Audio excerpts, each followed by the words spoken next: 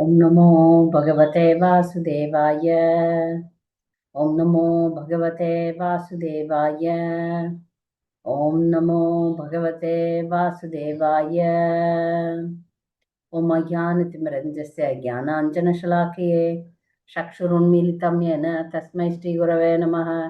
श्रीचैतन्यमनोभीष्टं स्थापितं येन भूतले स्वयं रूपगदा मह्यं ददाति स्वपदान्तिकं। वन्देऽहं श्रीगुरु श्रीयुतपदकमलं श्रीगुरुन् वैष्णवां च श्रीरूपं साग्रजातं सगण रघुनाथान्वितं तां सजीवं साद्वैतं सावधूतं परिजनसहितं कृष्णचैतन्यदेवं श्रीराधा कृष्णपादान् सगण ललिता श्रीविशाखान्वितं च। हे कृष्णा करुणा सिन्धु दीनबन्धो जगत्पते गोपेश गोपिका कान्त राधा कान्त नमोस्तुते। जयदां सुरदौ पङ्गोर्मम मन्दमतिर्गति मत्सर्वस्य पादाम्बोजौ राधा मदनमोहनौ दिव्यद्वृन्दारण्य कल्पद्रुमादग श्रीमद्रत्नाकारो सिंहासनौ श्रीमद् राधा श्रीलगोविन्ददेवो प्रेस्ते लिपि सेव्यमानो स्मरामि। श्रीमान् रासरसारम्भि वंशीवटतटस्थित कर्षन्वेणुस्वनैर्गोपीर्गोपीनाथ श्रियास्तु नः। तप्तकाञ्चन गौराङ्गी राधे वृन्दावनेश्वरी वृषभानुसुते देवी प्रणमामि हरिप्रिये। वाञ्छाकल्पतरुभ्यश्च कृपा सिन्धुभ्येव च पतितानां पावनेभ्यो वैष्णवेभ्यो नमो नमः। नमः ॐ विष्णुपादाय कृष्णप्रेष्ठाय भूतले श्रीमते भक्तिविकास स्वामिनिति नामिने। नमः ॐ विष्णुपादाय कृष्णप्रेष्ठाय भूतले श्रीमते भक्तिवेदान्त स्वामिनिति नामिने। नमस्ते सारस्वते देवे गौरवाणी प्रचारिणे निर्विशेष शून्यवादी पाश्चात्य देशतारणे। श्री कृष्ण चैतन्य प्रभु नित्यानंद श्री अद्वैत गदाधर शिवासादि गौर भक्त वृंद। हरे कृष्ण कृष्ण कृष्ण हरे हरे, हरे राम राम राम हरे हरे। नाम श्रेष्ठं मनुमपि सच्चिपुत्रमत्र स्वरूपं रूपं तस्याग्रजम् उरुपुरीं माधुरीं गोष्ठवतीं राधाकुण्डं गिरिवरमहो राधिका माधवासं प्राप्तो यस्य प्रतीदिवष्टि गुरुं तं नतोऽस्मि। दन्दे निदया त्रणकं पदयो निपत्य काकुशतं कृत्वा चाहं ब्रवीमि। ए साधव सकलं एव विहाय दुरात् चैतन्यचन्द्रचरण कुरुतानुरागम्। भूतैर्महद्भिर्यैमां पुरो विभो निर्माय चेते यतमूष पुरुषः। भुङ्क्ते गुणान् षोडश षोडशात्मक सोऽलङ्कृशिष्ट भगवान् वचांसि मे। பரமபுருஷ பகவான் பிரபஞ்சத்தினுள் சயனிப்பதின் வாயிலாக மூலப்பொருட்களை கொண்டு படைக்கப்பட்டுள்ள ஜட உடல்களை இயக்குகிறார். 16 பிரிவுகளை கொண்ட ஜட குணங்கள் அவரது படைக்கும் கருவிகளாக உள்ளன. தனது புருஷ அவதாரத்தில் தோன்றும் பகவான் ஜடகுணங்களின் 16 பிரிவுகளிடம் ஜீவராசி கட்டுப்பட்டு கிடக்குமாறு செய்கிறார். அந்த முழுமுதற் கடவுள் தயவு செய்து தயவு கூர்ந்து எனது கூற்றுகளை கௌரவிப்பாராக.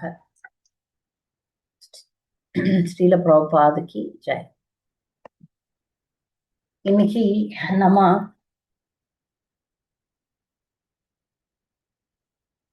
நம்ம மரணத்தை வெல்லும் கலை அப்படின்ற தலைப்புல பார்க்கலாம். இப்ப உலகத்துல பாத்தீங்கன்னா நிறைய பேர் நிறைய இயக்கங்கள் இருக்கு. வாழும் கலை எப்படி அப்படின்னு சொல்லி தர்றதுக்கு, இந்த உலகத்துல எப்படி வெற்றிகரமாக வாழ்வது, உலகத்துல வாழ்வதற்கு வேண்டிய விஷயங்களை சொல்லித்தராங்க. எப்படி நல்ல பணம் சம்பாதிக்கலாம், எப்படி புகழ் பெறலாம், எப்படி ஒரு வெற்றிகரமான ஒரு நபராக ஆகுவதற்கு. அதனால நீங்க பாத்தீங்கன்னா மோட்டிவேஷனல் ஸ்பீக்கர்ஸ் அப்படின்ட்டு நிறைய பேர் இருக்கிறாங்க, பார்த்துருப்பீங்க. உங்களை ஊக்குவிப்பதற்காக இருக்கக்கூடிய பேச்சாளர்கள் நிறைய பேர் இருக்கிறாங்க. அதுக்கு பயிற்சி தரக்கூடியவர்களும், பயிற்சி நிலையங்கள் இருக்கு, பயிற்சி தரக்கூடியவர்கள் இருக்கிறாங்க. இந்த உலகத்தில் வாழ்வது எப்படி, அதை குறித்து ஆன்மீக இயக்கம் ஒண்ணு இருக்கு. ஆனா பிரபுபாதர் சொல்றாரு, நீங்க முதல் காண்டம் படிச்சீங்கன்னா பீஷ்ம தேவர் இறக்கும்போது பிரபுபாதர் சொல்வார் ஆர்ட் ஆஃப் டையிங்னு சொல்வார். அதுதான் மரணத்தை வெல்லும் கலை அப்படின்ட்டு. இப்ப நம்ம இன்னைக்கு வகுப்புல மரணம்னா என்ன, மரணத்துக்குரிய விஷயங்கள் அதெல்லாம் பார்த்துட்டு அதை வெல்லும் கலை அதை பத்தி 2 விஷயம். மரணம்னா என்ன அப்படின்றதை பத்தியும், அதுக்கப்புறம் அதை எப்படி வெல்றது அப்படின்றத பத்தியும் பார்க்கலாம். ஸோ மரணம் அப்படின்னும் போது இந்த உலகத்துல வந்து மரணத்தை ஜெயிக்கணும். மரணம் இல்லாத வாழ்க்கைக்கு நிறைய பேர் விரும்புறாங்க. இந்த உலகத்தை பொறுத்த வரைக்கும் அது சாத்தியம் இல்லை. இந்த உலகத்தை பொறுத்த வரைக்கும் மரணம் இல்லாத வாழ்க்கை சாத்தியமே இல்லை. ஏன்னா இந்த உலகம் என்பது அழியக்கூடியது. உலகம் வந்து யூஸ் அண்ட் த்ரோ தான். யூஸ் பண்ணி விட்டு தான் ஆகணும். அந்த மாதிரிதான் இந்த வடிவமைக்கப்பட்டிருக்கு. அதை நம்ம வரலாற்றுகள்ல பார்த்திருக்கோம். யார் எவ்வளோ பெரிய ஆளா இருந்தாலும் சரி, வந்தா போய் தான் ஆகணும். பிறப்பு என்றால் இறப்புண்டு. பிறப்பு இறப்பு இங்க நிச்சயிக்கப்பட்டிருக்கிறது. நோய் முதுமை உள்ள சேர்ந்திருக்கு. இது வந்து துன்பங்கள் இந்த உலகாய துன்பங்கள்ல சேர்க்கப்பட்டிருக்கு. அப்போ ஆனால் அறியாமையினுடைய உச்சத்துல இருக்கக்கூடிய விஞ்ஞானிகள் இல்ல சித்தர்கள் அப்படிலாம் சொல்றாங்கல்ல, அவங்க எல்லாம் வந்து எவ்வளவு தூரம் ஆயுள நீட்டிக்கலாம், அவர் இல்லைன்னா எவ்வளவு தூரம் இந்த மரணத்துல இருந்து தப்பிக்கலான்ட்டே திட்டம் போடுறாங்க. இரண்யகசிபு பத்தி பார்த்தோம் சமீபத்துல. பிரம்மாவை நோக்கி தவம் இருந்து எப்படி நான் வந்து எதுலயும் எனக்கு மரணம் சம்பவிக்க கூடாது அப்படின்னு வேண்டான். அத மாதிரி இக்காலத்து விஞ்ஞானிகள்லாம் மரணம் இல்லாத வாழ முடியுமா, அதுக்கான ஏதாவது ஏற்பாடு பண்ண முடியுமா அப்படின்னு முயற்சி செய்து கொண்டே இருக்கிறார்கள். ஆனால் அது வந்து முடியாது அப்படின்றது உண்மை. சரி, அப்படியே வரலாற்றுல பார்த்தோம்னா சில விதிவிலக்கான நபர்கள் வந்து மரணிக்காமல் வாழ்ந்து கொண்டிருக்கிறார்கள். அவர்களை வந்து சிரஞ்சீவின்னு சொல்றோம். சிரஞ்சீவி. நீண்ட ஆயுளை வைத்துக் கொண்டிருப்பவர்களும் சிரஞ்சீவி. இல்ல மரணமே இல்லாதவர்கள் அப்படின்னு சொல்லக்கூடியவர்கள் கூட உலகம் அழியும் போது போய் தான் ஆகணும். சிரஞ்சீவிகள் இருக்கிறாங்க. ரொம்ப பிரபலமான சிரஞ்சீவிகள் பார்த்தீங்கன்னா மார்கண்டேய ரிஷி, ஹனுமான், ஜாம்பவான், அஸ்வத்தாமா, இவங்கெல்லாம் சிரஞ்சீவிகள் தான். ஆனால் அவர்களும் இந்த உலகத்தை விட்டு எப்ப அந்த உலகம் முற்றிலுமாக அழிகிறதோ அவங்கெல்லாம் ஒரு காரணத்துக்காக இங்க இருக்கிறாங்க. உலக மக்களை முன்னேற்றுவதற்காக, உலகத்துல நல்லது பண்றதுக்காக பகவானுடைய அனுமதியின் பேர்ல அவங்க எல்லாம் சிரஞ்சீவிகளாக இருந்து கொண்டிருக்கிறார்கள். ஆனா மற்றவர்களை பத்தி பார்க்கும்போது கலியுகத்துல முக்கியமா 100 வருஷம் யாரும் வாழறது ரொம்ப ரேர், ரொம்ப கஷ்டம். 70ல இருந்து ஒரு ஒண்ணுமே இந்த அகாலம் மரணம் அதெல்லாம் இல்லாம சாதாரணமா ஒருத்தர் வாழறாங்கன்னா 70+ இல்லையா, 70, 80, மேக்சிமம் 90, அதுக்கு மேல 100, அதுக்கு மேல யாரையும் வாழறத நம்ம பாக்குறது இல்லை. அப்போ ஒரு குறித்த நேரம் வந்தவுடனே எப்படி பிறப்புக்கு நேரம் குறிக்கப்பட்டிருக்கிறதோ அப்படி இறப்புக்கும் நேரம் குறிக்கப்பட்டிருக்கு, போய்தான் ஆகணும். அதை பத்தி பல சாஸ்திரங்கள் கூறுகிறது. அதுல முக்கியமா இந்த உலகத்துல வந்து இந்த விஷயம், இந்த நாம கண்டிப்பா மரணிக்கத்தான் வேணும் அப்படின்ற விஷயம் மரணத்திலேயே விளையாடினா கூட நமக்கு புரிய மாட்டேங்குது. ஒரு வெட்டியான் இருக்கிறான்னு வச்சுக்கோங்களேன். இந்த வெட்டியான் தினமும் பாக்குறான் சாவு இல்லையா, தினமும் சாவு, மக்கள் மரணம் அடையிறது தினமும் பார்ப்பான். ஆனா அவன் நினைக்கிறான் இது வந்து இயல்பாகவே மனிதர்கள் கிட்ட இருக்கு, நமக்கு வந்து மரணம் வராதுன்ட்டு. இது அப்பப்போ பக்தர்கள் வந்து உணர வேண்டும். யாராவது ஒருத்தர், ஒரு பக்தர், இந்த தலைப்பு முதல்ல ஏன் எனக்கு யோசனை வந்ததுன்னா, இந்த தலைப்பு குறித்து நான் ஒரு கட்டுரை எழுதியிருக்கேன். படித்திருப்பீங்க சில பகவத் தரிசனம் படிக்கக்கூடிய பக்தர்கள் படிச்சிருக்கலாம். மரணத்தை வெல்லும் கலை அப்படின்ட்டு ஒரு கட்டுரை எழுதிட்டேன் நான். ஆனா இன்னும் சில கருத்துக்களை இதோட சேர்த்து இந்த உபன்யாசம் இருக்கும். என்னன்னா, போன சனிக்கிழமை, போன சனிக்கிழமையா ஞாயிற்றுக்கிழமையா ஞாபகம் இல்லை. அப்போ வந்து ஒரு பிரபுபாதருடைய சிஷ்யர் இந்த உலகத்தை விட்டு போனாங்க. பெண் சிஷ்யர். அவங்க மரணப்ப இங்க வந்து இஸ்கான் மாயாப்பூர்ல வந்து யாருன்னா உலகத்தை விட்டு போயிட்டாங்கன்னா, போன சனிக்கிழமை இல்லை, நரசிம்ம சதுர்தசிக்கு முன்னாடி, அது வந்து திங்கட்கிழமை, அந்த வகுப்பு வச்சிருந்தேன் இல்லையா, திங்கள் இல்லை, ஞாயிற்றுக்கிழமை, அந்த நம்ம வகுப்பு வச்சிருந்தேன்ல அன்னைக்கு, ஜோதிடமும் திருமணமும் வகுப்பு வச்சேன் பாருங்க அன்னைக்கு. அந்த வகுப்பு ஏற்கனவே நான் எல்லாருக்கும் அனௌன்ஸ் பண்ணியிருந்ததுனால அதை எடுக்க முடியாது. ஆனால் காலையில தான் எங்களுக்கு செய்தி வருது, அந்த மாதாஜி நடு இரவு உடலை விட்டுட்டாங்க. அவங்க பிரபுபாதர் சிஷ்யர், நாங்கள் வாழக்கூடிய அதே அப்பார்ட்மெண்ட்டில் இருக்கிறவங்க. அதனால இப்போ நான் வந்து அதை விட முடியாது. இந்த அப்பார்ட்மெண்ட்டில் நாங்கள்லாம் முக்கியமானவர்கள். முக்கியமான ஒரு இறுதி சடங்குக்கு போகலன்னா தப்பு. மாயாப்பூரில் ஒரு கலாச்சாரம், மாயாப்பூர்னு இல்லை, வெஸ்ட் பெங்காலில் பெண்களும் வந்து இதுக்கு போகிறாங்க. சுடுகாடுன்னு சொல்ல முடியாதுங்க. இங்கே வந்து எப்படின்னா, ஒருத்தர் மரணம் அடைஞ்சாங்கன்னா அவங்கள வந்து கங்கை கரையில் எரித்து அப்படியே கங்கையில் தள்ளிடுவாங்க. அப்போ அது சுடுகாடு கிடையாது தானே. அது மாதிரி தான் இங்கே நடக்கும். இல்லை, நவதீப் வந்து பெரிய இடம்ன்றதுனால அங்கே வந்து அரசாங்கமே அந்த கரண்ட்டில் எரிக்கிறதும் இருக்குது, கட்டையில் எரிக்கிறதும் இருக்குது. நம்ம ஊர்லாம் இப்போல்லாம் கரண்ட்டு தான் ஆகிப்போச்சு, கட்டையில் யாரும் எரிக்கிறதில்ல, பெரும்பாலும் கரண்ட்டு. ஆனால் இங்கே வந்து இன்னும் அந்த பழங்கால வழக்கம் இருக்குது. தோளில் சுமந்துன்னு போகிறது, அந்த பாடையை கட்டி அதில் தோளில் சுமந்துன்னு போகிற அந்த வழக்கங்கள்லாம் இருக்குது. ஆனால் வித்தியாசமாக பெண்களும் அனுமதிக்கப்படுகிறார்கள். இறந்தவங்க வந்து பெண்ன்றதுனால நாங்கள் வந்து கண்டிப்பாக போக வேண்டி வந்தது. சரின்னு நாங்கள் வந்து ஒரு ஊர்வலமாக பெரிய பெரிய பக்தர் யாருன்னா போனாங்கன்னா, முக்கியமாக சன்னியாசியாக இருந்தால் அந்த சன்னியாசியை வந்து தரிசனத்துக்கு கூட்டின்னு போவாங்க, பகவானுடைய தரிசனத்துக்கு. ஏன்னா சன்னியாசிகள் வந்து உயர்ந்த நிலையில் இவங்களை வந்து தரிசனத்துக்கு கொண்டு போவார்கள். இவங்களை அப்படி பண்ணல. அப்போ இவங்க வெளிநாட்டுக்கு பெண் அப்படின்றதுனால வெளிநாட்டுக்காரர்கள் யாராவது உலகத்தை விட்டு போனால் அவங்களுக்கு டெத் சர்டிஃபிகேட்லாம் வாங்கணும். அதுவும் அமெரிக்கன் அவங்க. அதனால அதெல்லாம் அந்த ஃபார்மாலிட்டிஸ்லாம் முடிக்கிறதுக்கு நேரம் ஆயிப்போச்சு. எனக்கு 4 மணிக்கு கிளாஸு, 12 மணிக்கு ஆரம்பிக்கிறாங்க. சரி, எப்படியும் பகவான் பேர்ல பாரத்தை போட்டுட்டு நாங்கெல்லாம் கிளம்பணும், போனோம். இதுல முக்கியமா பங்கு கொண்டதுக்கு முக்கியமான ஒரு காரணம், நமக்கு வந்து மரணத்தை பார்த்து பயம் வரக்கூடாது.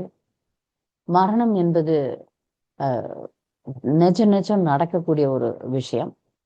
எனக்கும் மரணம் வரும். அப்போ நான் வந்து அந்த நேரத்தை மிக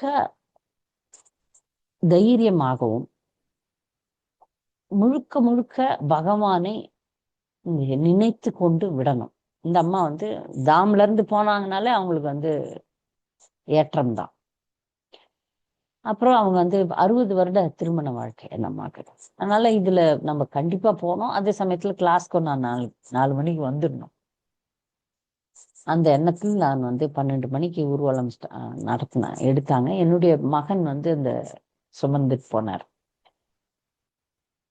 இந்த 4 பேருக்கு நன்றி ஞாபகம் வந்தது எனக்கு. ஏன்னா இப்பெல்லாம் அது கூட யாருக்கும் வேலை வைக்கிறது இல்லை. எல்லாம் அந்த யாருக்கும் வந்து உடல் வலிமையே இல்லாம போயிட்டதுனாலயோ இல்லை நவீன காலத்து சொபஸ்டிகேஷன்னாலே யாராலையும் தூக்குறது இல்லை, யாரும் தூக்குறது இல்லை. தூக்காம வண்டியில சொர்க்க ஊர்தியில ஏத்திடுறாங்க. இங்க வந்து மிக அமைதியான முறையில கீர்த்தன் நடக்குது. பக்தர்கள் ஒரு திருமணம், இந்த வாரம் இப்ப இன்னைக்கு திருமணம் ஒண்ணு இருக்கு எங்க வீட்டுல, எங்க காம்பவுண்ட்ல. இப்ப திருமணம், மரணம், திருமணத்துல சந்தோஷமா இருக்கிறோம், மரணத்துல துக்கமா இருக்கிறோம். இதெல்லாம் இந்த உலகத்தினுடைய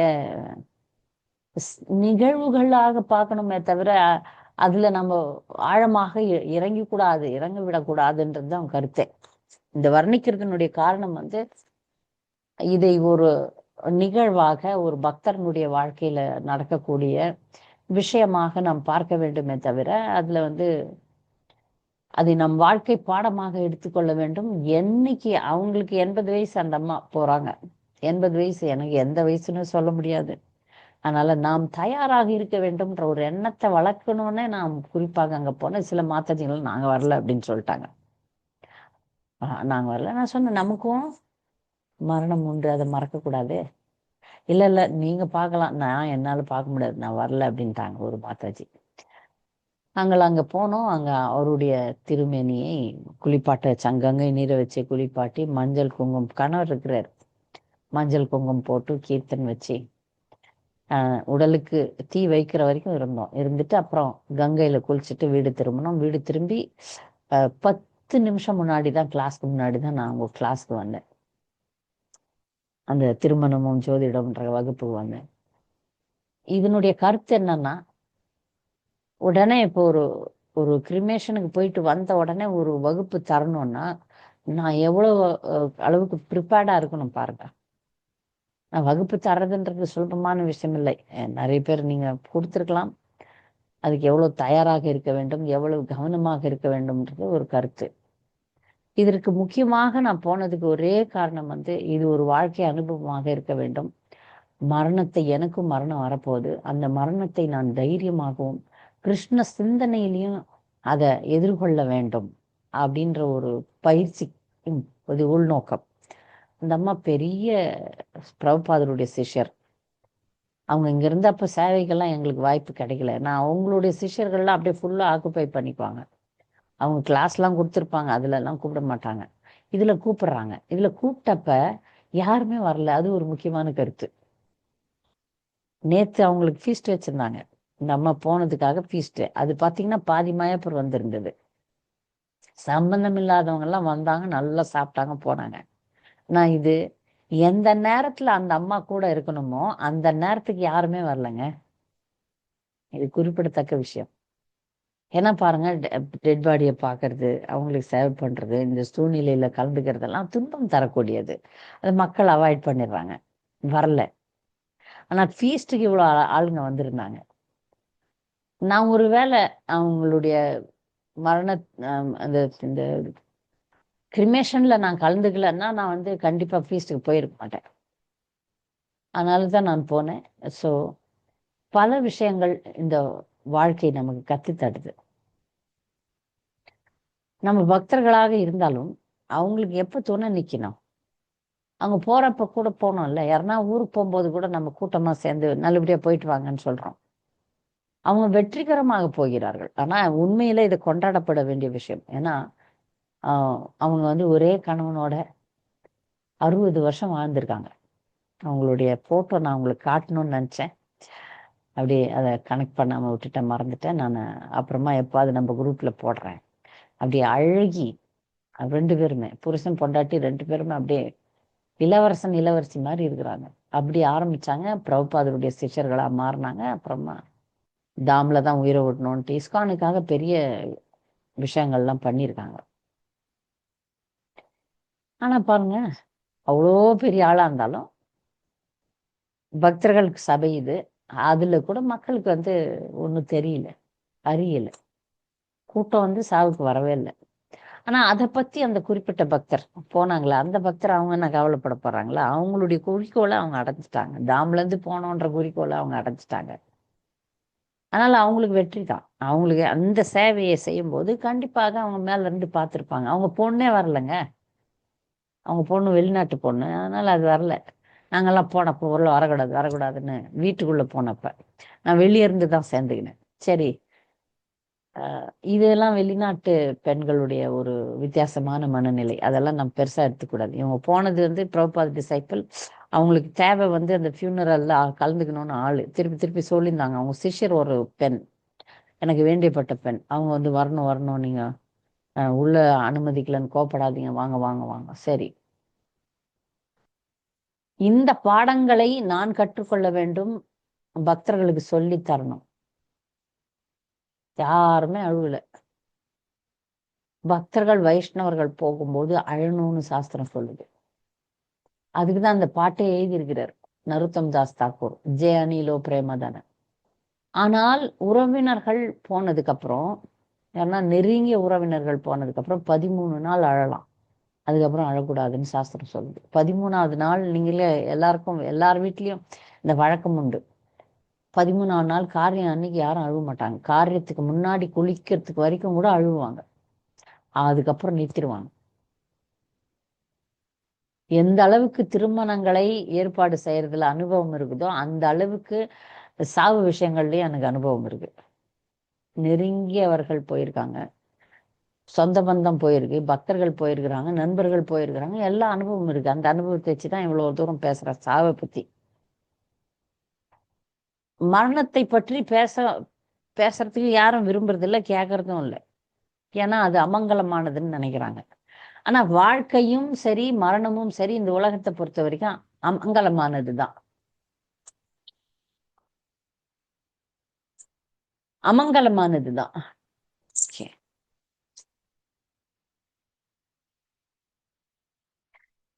ஹரே கிருஷ்ணா. ஒரே நிமிஷம், இந்த போன் வந்ததுனால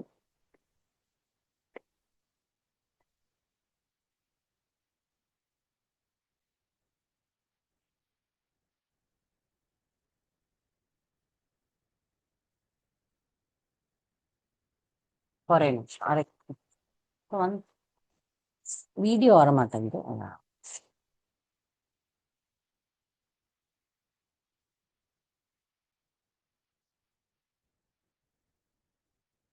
என்னுடைய ஆடியோ வருதா?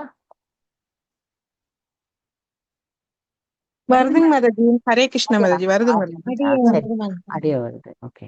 இங்க நானு இந்த வீடியோ சரியில்லைன்ட்டு வேற ஒரு எக்ஸ்டர்னலா கனெக்ட் பண்ணேன். அதுல வந்து இந்த போன் வந்தது பாருங்களேன். சில பேர்லாம் வந்து தெரியும் இதுதான் கிளாஸ் நேரம் தெரிஞ்சே ஒருத்தவங்க வந்து போன் பண்றாங்க.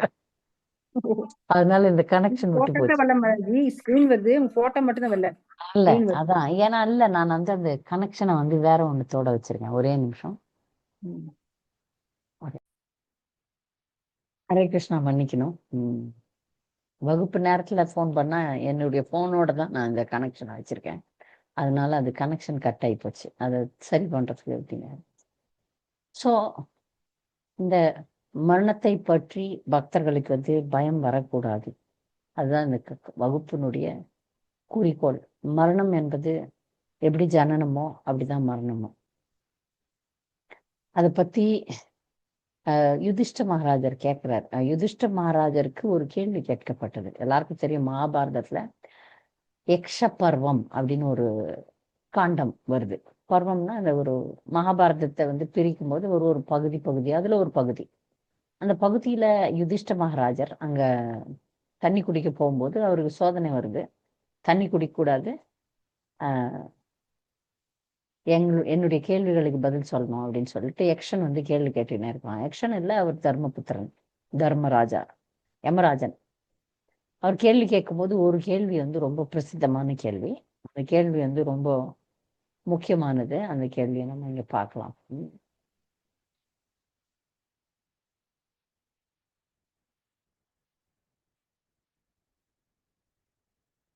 மரணத்தை வெல்லும் கலை. இதுல வந்து அந்த கேள்விக்கான ஒரு ஸ்லோகம் இது. இந்த உலகத்துல எது மிகவும் ஆச்சரியமான விஷயம் அப்படின்ட்டு யக்ஷன் கேட்கிறான். அதுக்கு வந்து யுதிஷ்டர் பதில் சொல்றார். அகன்யஹனி அகன்யானியானி பூதானி கச்சந்தி யம மந்திரம் சேஷா ஸ்வாதரம் ஸ்தாவரம் இச்சந்தி கிம் ஆச்சரியமதः பரம். நாள்தோறும் அநேக உயிர்கள் யமலோகம் என்னும் மரண மண்டபம் அடைகின்றன. இன்னும் எஞ்சியிருப்போர் தாமே நிலை பெற்றோர் அழிவில்லாதோர் என எண்ணி வாழ்கின்றனர். இதைவிட ஆச்சரியம் மிகுந்தது வேறொன்று உண்டா?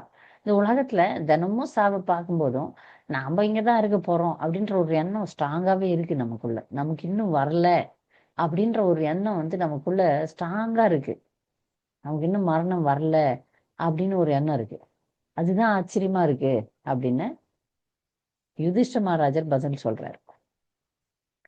அப்போ இத குறித்து திருவள்ளுவர் என்ன சொல்றாருன்னு பார்க்கலாம். நெருநல் உளநெருவன் இன்றில்லை என்பதே பெருமை உடைத்திவ் உலகு. நேற்று இருந்த ஒருவர் நெருநல் உளனொருவன் நேற்று இருந்த ஒருவர் இன்று இல்லாமல் போய்விடுகிறார். இதுவே இந்த உலகின் மிகப்பெரிய உண்மை. இதன் அர்த்தம் என்ன? நாம் பார்க்கும் எல்லாம் உறவுகள், செல்வம், புகழ் ஒரு நாள் மறைந்துவிடும் அப்படின்னு சொல்றாரு. இதை விட முக்கியமா ஒரு ஸ்லோகம் இருக்கு, அது பின்னாடி வருது. குடம்பை தனித்தொழிய புல் பரந்தற்றே உடம்பொடு உயிரிடை நட்பு முட்டையை உடைத்து பறவை பறந்து செல்லும் போல செல்வது போல உயிர் உடலை விட்டு பிரிகிறது. உடல் நம்முடையதல்ல, இது ஒரு தற்காலிக இருப்பிடம் மட்டுமே. உறங்குவது போலாம் சாக்காடு, உறங்கி விழிப்பது போலாம் பிறப்பு. மரணம் உறங்குவது போலவும் பிறப்பு விழிப்பது போலவும் உள்ளது. இவ்வளவு உண்மைகளை நாம் அதுல நம்ம பகவத்கீதையிலையும் வந்து கண்டிப்பா ஜாத்தஸ்ய மிருத்யோ அந்த ஸ்லோகத்திலையும் சரி, வாஷாம்ஷி ஜிர்னானி யதா விஹாய அந்த ஸ்லோகத்திலையும் சரி, இந்த சரீரம் என்பது அழியக்கூடியது, ஆனால் நிரந்தரமானது, ஆத்மா நிரந்தரமானது அப்படின்ற உண்மைகள்லாம் நம்ம திரும்பி திரும்பி படிச்சாலும் இந்த சரீரத்துக்கான பற்றுதல் வந்து கொஞ்சம் அதிகமாவே இருக்கு. இவ்வளவு விஷயம் எல்லாருக்குமே தெரியும், சாதாரண மக்களுக்கு கூட தெரியும். சாதாரண மக்கள் வந்து எப்பவுமே யாருன்னா செத்து போயிட்டாங்கன்னா அப்ப விரக்தியா பேசுவாங்க எல்லாருமே. இது வந்து சுடுகாட்டு வைராக்கியம்னு சொல்றாங்க. ஸ்மஷான் வைராக்கியம்னு ஹிந்தியில சொல்லுவாங்க. சுடுகாட்டு வைராக்கியம். ஒருத்தர் செத்து போய் அவங்கள தகனம் பண்ற வரைக்கும் வந்து மக்கள்லாம் அப்படிதான் பேசுவாங்க. இந்த உலகத்துல எதுவும் நிரந்தரம் இல்லை, எதுவும் நேற்று வரைக்கும் இருந்தாரு, 5 நிமிஷம் வரைக்கும் இருந்தாரு, டப்புன்னு போயிட்டாரு, இப்படிப்பட்ட பேச்சுகள்லாம் நம்ம பார்த்துட்டே இருக்கிறோம். ஆனா அது என்ன, அது அப்படியே மறந்துடுவோம். இந்த மறதின்றது வந்து பகவான் வச்சுட்டார் நமக்கு. ஆனா பக்தர்களாகிய நாம இதை மறக்க கூடாது அப்படின்னு ஒரு கட்டளை இருக்கு. ஏன் மறக்க கூடாது அப்படின்னா, பயப்படணும்னு சொல்லல, இந்த உலகத்து மேல நம்ம நிறைய பற்று வைக்க கூடாதுன்ற ஒரு காரணத்துக்காகவும் நம்ம பல விஷயங்கள்ல பற்று வச்சுன்னு தெரியறோம்.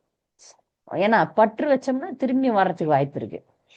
அதனால பற்று வைக்காமல், எது மேலேயும் பற்று வைக்காமல் கடமையை செய்யணும் அப்படின்ற பாடத்தை நம்ம கத்துக்கணுன்றதுக்காக தான் இதை பற்றி நம்ம நிறைய பேசுறோம், பயம் காட்டுறதுக்காக இல்லை. இன்னொரு விஷயம், நிறைய நேரத்துல நம்ம ஒரு குறிப்பிட்ட, இப்போ உதாரணமா என்னுடைய சகோதரர் இறந்து போனார், அவருடைய மனைவி மக்கள்லாம் இளமையானவர்கள். அப்போ எல்லாருடைய வருத்தமும் இந்த குடும்பத்தை விட்டுட்டு அவர் போயிட்டாரு, இந்த குடும்பத்தை யார் நடத்த போறாங்க, அவங்க எப்படி வாழ போறாங்க அப்படின்ற ஒரு கேள்வி இருக்கும். ஏன்னா குடும்பத்தை நடத்தி கொண்டிருக்கும் ஒரு தலைவன் போயிட்டார். ஒருத்தருக்கும் அந்த வயசானவங்களை தவிர சமீபத்துல நான் கேள்விப்பட்டேன், அந்த விஷயம் என்னை ரொம்பவே தாக்குச்சு. ஏன்னா என்னுடைய சூழ்நிலையும் அதே மாதிரி, எனக்கு ஒரே குழந்தை, அந்த மாதிரி ஒரே குழந்தை இருந்த ஒரு இளங் ஜோடி, அவங்களுடைய ஒரே மகன் இறந்து போயிட்டார். 20 வயசு, 20ஓ 22 வயசோ. இதுவும் ஒரு மிகவும் கொடுமையான ஒரு துன்பத்தை தரக்கூடிய ஒரு விஷயம். முக்கியமாக இந்த மாதிரி இளமையில போறாங்க ஒரு வீட்டுல அப்படின்னும் போது இருக்கிறவங்களுக்கு வந்து அது ரொம்ப மிக துன்பத்தை தரும், அது உண்மைதான். ஆனால் இன்னொரு உண்மை இருக்கு, யார் இருந்தாலும் யார் போனாலும் ஒருவருடைய வாழ்க்கை நடத்தின்னு போனோம்னா அது நடத்தினே போகும். நான் தான் நடத்துறேன் அப்படின்றத நினைக்கப்படாது. ஒரு வீட்டு தலைவன் போயிட்டான்னா அந்த வீடை நின்றுட்டு போதான்னு இல்லை, அந்த குடும்பத்தினர் சாப்பிடுறாங்க, நிக்கிறாங்க, நடக்கிறாங்க, போறாங்க, அவங்களுடைய வேலைகளை செய்யறாங்க. அழுதாங்க, எவ்வளவு நாள் அழுதாங்க? 1 மாசம், 2 மாசம், 1 வருஷம், 2 வருஷம். அதுக்கப்புறம் அவங்க நிஜ வாழ்க்கையை அவங்க ஆரம்பிச்சுட்டாங்க. அதனால நமக்கு ஒரு எண்ணம் வரணும், நான் இல்லைன்னா நீ இன்னும் நடக்காதா? நடக்கும். ஏன்னா உண்மையான பாதுகாப்பலன் யாரு? கிருஷ்ணன். நான் இல்லை, நான் ஒரு தாயின்னு வச்சுக்கோங்களேன். நான் வந்து என் குழந்தைய விட்டுட்டு நான் போறேனே, ஐயோ என் குழந்தைக்கு யாரு ஆறுதல் அப்படின்ற ஒரு எண்ணம் எனக்கு வரக்கூடாது. ஏன்னா காப்பாற்றுபவன் நான் இல்லை, நான் ஒரு கருவிதான். இந்த வீட்டுல இப்ப நிறைய வயசானவங்க எல்லாம் பாத்தீங்கன்னா பேரம்பேத்தி எடுத்துன்னு சுத்துறாங்க, நினைச்சுக்கிறாங்க என்ன தவிர அதுங்களுக்கு யாரும் இல்லைன்ட்டு. எங்க அம்மாவும் அந்த தவறு செஞ்சிருக்காங்க. ஏன்னா இப்போ நிறைய பேரம்பேத்தி அட்டாச்மெண்ட் இருந்தது அவங்களுக்கு. நான் தான் செஞ்சிருந்தாங்க. நான் இல்லைனாலும் இந்த காரியம் எல்லாம் நடக்கும்ன்றத உண்மையை நம்ம எல்லாருமே புரிஞ்சுக்கணும். நான் வீட்டு தலைவனா இருக்கலாம், நான் வீட்டு தலைவியா கூட இருக்கலாம், இல்ல இந்த உலகத்தை ஆளும் நான் ஒரு மன்னனா இருக்கலாம், இல்ல நான் ஒரு பெரிய குருவா கூட இருக்கலாம். ஆனால் நான் யாராக இருந்தாலும் சரி, நான் இல்லைன்னா உலகம் நடக்குமா நடக்காதா? இல்ல என் வீடு நடக்குமா நடக்கும். ஏன்னா காப்பவன் நான் இல்லை, உள்ள இருக்கிற அந்தர்யாமி பரமாத்மாவும் முழு முதற் கடவுளும் அவங்க தான் பார்த்துக்கிறாங்க நம்ம எல்லாரையுமே. இதுக்கு ஒரு நல்ல உதாரணம் ஞாபகம் வந்தது எனக்கு. அஹ் செய்தித்தாள்லாம் பார்த்தீங்கன்னா வாழ்க்கை பாடங்கள்லாம் நமக்கு புரியும். செய்தித்தாள்களை மக்கள் எதுக்கு படிக்கிறாங்க எதுக்கு கேட்குறாங்கன்னு தெரில. ஆனால் எனக்கு நான் பார்க்கறது வந்து நிறைய பாடம் நான் கற்றுக்குவேன். நிறைய வகுப்புல நான் வந்து நடைமுறை விஷயங்களை சொல்லிட்டே இருப்பேன். ஒரு முறை ஆகஸ்ட் 15 அப்போ வந்து ஒரு சினிமா நடிகை, துணை நடிகைக்கு ஒரு குழந்தை கிடைச்சது. எப்படி கிடைச்சதுன்னா, அவங்க சாக்கடை பக்கத்துல ஏதோ வேலை பண்ணியிருந்தாங்க. அப்போ ஏதோ அழுகுற சத்தம் கேட்டுச்சு, குழந்தை அழுகுற சத்தம் கேட்டுச்சு. என்னன்னு குனிஞ்சு பாக்குறாங்க, ஒரு குழந்தை அந்த சாக்கடையில அடிச்சுன்னு வருது. அவங்க அதெல்லாம் இதெல்லாம் பார்க்காம, அசுத்தம் பார்க்காம கை விட்டு இழுக்கிறாங்க. உயிரோட இருக்கிற அற்புதமான ஒரு ஆண் குழந்தை. அந்த அம்மா எடுத்து நானே வளர்த்து சுதந்திரன்னு பேர் வச்சு வளர்த்தாங்கன்றதுலாம் நியூஸ்ல நான் பார்த்தேன், யூடியூப்ல. அப்போ அந்த குழந்தைய பெத்த தாய் தகப்பன் தூக்கி விசிறி அடிச்சிருக்காங்க பாருங்க. சாக்கடையில போடுறாங்கன்னா எப்படி வரும் குழந்தை? பெத்த குழந்தை எவ்வளவு கவனமா பார்த்துப்போம், எப்படி பார்த்துப்போம். இந்த பறவைகள் கூட எப்படி பாதுகாக்குது, விலங்குகள் எப்படி பாக்குது. எதனா குழந்தை பெத்த தாய்கிட்ட, விலங்கு தாய்கிட்ட பக்கத்துல போய் பாருங்க, நீங்க உயிரோட இருக்க முடியாது. நாய் குட்டி போட்டுச்சுன்னா எப்படி பார்க்கும், பூனை குட்டி போச்சுன்னா எப்படி பாக்குது. மிருகங்களுக்கு கூட இருக்கக்கூடிய அறிவு கூட அந்த மனித ஜென்மங்களுக்கு இல்லாம அந்த குழந்தைய தூக்கி அடிச்சிருக்கிறாங்க. ஆனா அந்த குழந்தைக்கு ஆயுசு அதிகம். அந்த குழந்தை வாழணும்ட்டு வரம் வச்சு வந்திருக்கு. நீ வேணான்னு சொல்லிட்டீங்கன்னா கூட அந்த குழந்தை வாழதான் போகுது, வாழுது. நல்லாவே ஒரு நடிகை எடுத்து நான் தத்தெடுத்துக்கிறேன்னு அவங்க கேட்டாங்க. நான் அரசாங்கம் ஒத்துக்கல. அரசாங்க அனாதை ஆசிரமத்துல போட்டாங்க அந்த குழந்தைய. சோ இதுல இருந்து இந்த பாடம் என்ன சொல்லுதுன்னா, தாய் தந்தையே குழந்தைய தூக்கி அடிச்சாலும் அந்த குழந்தைக்கு ஆயுசு இருக்கு, அதனுடைய கர்ம வினை இருக்கு. நீ வந்து அது உலகத்துக்கு கொண்டு வர வரைக்கும் வேலை செஞ்சுட்டு அப்புறமா விசிறி அடிச்சிட்ட, பாவம் உனக்கு கண்டிப்பா வரும், யார் விசிறி அடிச்சாங்களோ அவங்களுக்கு. ஆனால் அந்த குழந்தைக்கு ஆயுசு இருந்திருக்கு, அதனால அது சாவல, அது உயிரோட வந்துச்சு. சாக்கடையில தூக்கி போட்டு எவ்வளவு சாக்கடை தண்ணி உள்ள போயிருக்குமோ, என்ன ஆயிருக்குமோ, ஆனாலும் அதுக்கு ஆயுசு எட்டின்றதுனால காப்பாற்றப்பட்டு விட்டது. இதனுடைய கருத்து என்னன்னு பார்க்கணும்னா, நான் இருந்தாலும் இல்லைன்னாலும் எனக்கு குழந்தையோ என் புருஷனோ என் குடும்பமோ வாழத்தான் போகுது, ஒன்றும் ஆகாது. நான் அதுக்கு பயப்படவே தேவையில்லை. ஏன்னா காப்பவன் நான் அல்ல. அதனால நான் ஏன் மரணத்தை பத்தி பயப்படணும்? என்னை எப்ப கூப்பிடுறியோ நான் ரெடி கிருஷ்ணா, சரியா போச்சு, நான் ரெடி. ஆனால் இந்த ரெடிக்கு வந்து எப்படி ரெடி ஆகணும்னா, நீ எனக்கு என்ன வலி கொடுத்தாலும் நான் உன்னை நினைப்பேன், அதுக்கு என்ன தயார் பண்றேன் நான், அவ்வளவுதான். இப்ப நமக்கு கொடுக்கப்பட்ட நேரங்கள்லாம் எதுக்குன்னா, நான் ஒரு பெண், அப்ப எனக்கு வந்து வீடு குடும்பம், மாமனார் மாமியார், சுற்றம் புற்றம் உறவுகள் அதெல்லாம் இருக்கு, அதுக்கெல்லாம் கடமை செய்யணும், அதுவும் இருக்கு. இல்ல நான் பஜனை பண்றேன் அப்படின்ட்டு இதெல்லாம் விடவும் முடியாது. அதெல்லாம் செய்து கொண்டு ஆரிய கூத்தாடினாலும் காரியத்துல நான் கண்ணா இருக்கணும். அதெல்லாம் செய்து கொண்டு மரண தேவன் வந்து எப்ப தட்டினாலும் நான் வரமாட்டேன்னு சொல்ல முடியாது. அப்படித்தானே மக்கள் நினைச்சுக்கிறாங்க. நான் வரமாட்டேன்னா, ஆஸ்பத்திரி போனேன்னா நான் இன்னும் கொஞ்ச நாள் வாழ்ந்துருவனோ. ஒரு மருத்துவர் என்கிட்ட சொல்லுவாங்க, அவங்களுக்கு ஒரு வருஷம் நாங்க உயிர் கொடுத்துட்டோம். நீங்க ஒரு கருவி மட்டுமே, ஒரு வருஷம் நீங்க உயிரை கொடுக்கலாம், அவங்களுக்கு ஆயுசு இருந்துச்சு. நீங்க இருந்தீங்க இல்ல, நீங்க கொடுக்குறீங்க கொடுக்கல, அவங்க ஒரு வருஷம் வாழணும்னு வர வாங்கின்னு வந்திருக்காங்க. நீங்க என்ன முயற்சி பண்ணாலும் இவ்வளவு இந்த வாழ்நாளை மட்டும் ஒரு நிமிஷம் கூட மேலேயோ கீழவோ இறக்க ஏத்தி முடியாது. ஒரு ஜோக் சொல்லியிருக்கேன் நானு, பக்தர்களுக்கு தெரியும் அந்த ஜோக், ஒரு யமராஜா ஜோக்கு. யம தூதன் வந்து ஒரு பணக்காரங்கிட்ட வரான், வா போலான்னு சொல்றான். யமராஜன் அந்த பணக்காரன் சொல்றான், நான் உங்களுக்கு 1 கோடி தரேன், 2 கோடி தரேன், பார்கெனிங் நடக்குது, இத்தனை கோடி தரேன், கொஞ்சம் மாத்தி போடுங்க டேட்டை. அப்படித்தானே மனிதர்கள்லாம் நினைக்கிறாங்க. அதெல்லாம் ஆகாது அப்படின்னும் போது வேற எது விதமா அவனை மயக்கிறதுக்கு, இது ஒரு ஜோக் கதை, நிஜம் கிடையாது, நிஜம்லாம் நடக்க முடியாது. யமராஜனை பாக்குறதுக்கு நம்ம என்ன சாவித்திரியா? யமராஜனை பாக்குறதுக்கு சாதாரண மனிதர்கள்லாம் யமராஜனையும் யமதூதனையும் பார்க்க முடியாது. சலோ ஆனா வா அப்படின்னா போய் தான் ஆகணும். இது ஒரு கற்பனை கதை. எதை பத்தின கதைன்னா, உனக்கு குறிப்பிட்ட நேரம் வந்தால் நீ போயே ஆகணும் அப்படின்றதுக்கான ஒரு ஜோக் கதை. அப்பப்போ ஒரு சீரியஸா பேசினிருந்தா மக்கள் வந்து டல் ஆயிடுவாங்கன்றதுக்காக உபன்யாசம் பண்றவங்கலாம் இந்த மாதிரி கதைகள் எல்லாம் விடுவாங்க. அப்ப அந்த யமதூதன், ஏன்னா யமராஜர் இங்கெல்லாம் வர வைக்க முடியாது. யமராஜர் வரணும்னா அது சத்தியவானா இருக்கணும். சாவித்திரி கேட்கறா, யமதூதர்கள் தானே வரணும், நீங்க ஏன் வந்தீங்கன்னா, சத்தியவான் மிகப்பெரிய தர்மவான், அவனை மரியாதையா கொண்டு போகணும்னு நான் வந்தேன் அப்படின்னு சொல்வாரு யமராஜன். அது போல இங்க இந்த சாதாரண பணக்காரனை கொண்டு செல்ல யமதூதன் வந்தப்ப யமதூதனை ஏமாத்தலான்ட்டு அவன் வாழ்க்கை முழுக்க ஏமாத்தி பழக்கம் பணக்காரர்களுக்கு. பணத்தை கொடுத்து சாதிச்சுக்கலாம் அப்படின்னு நினைப்பாங்க. எல்லாத்தையும் பணத்தை கொடுத்து சாதிச்சுக்கலாம்னு நினைக்கிறாங்க. பல விஷயங்களை பணத்தை கொடுத்து சாதிக்க முடியாது. இங்க அது மாதிரிதான், மரணத்தை தள்ளியே போட முடியாது. அப்போ அந்த யமதூதனுக்கு இவர் ஒரு காஃபி போட்டு கொடுக்குறாரு, அதுல மயக்க மருந்து கலந்து. அதை குடிச்சு அவர் மயங்கி விழுந்துடுறாரு. அவர் கையில பட்டியல் இருக்கான். எப்போ முதல்ல இருந்து எவ்வளவு, இப்ப இந்த வருஷமோ இந்த 10 வருஷத்துல எத்தனை பேர் சாவ போறாங்கன்னு மேல முதல் பேரை இந்த பணக்காரருடைய பேர் இருக்கு. அவர் என்ன பண்றாரு, அந்த பேரை அங்க அடிச்சிட்டு அதை கீழே போட்டுடுறாரு, கீழே போட்டுக்கிறாரு அவரை.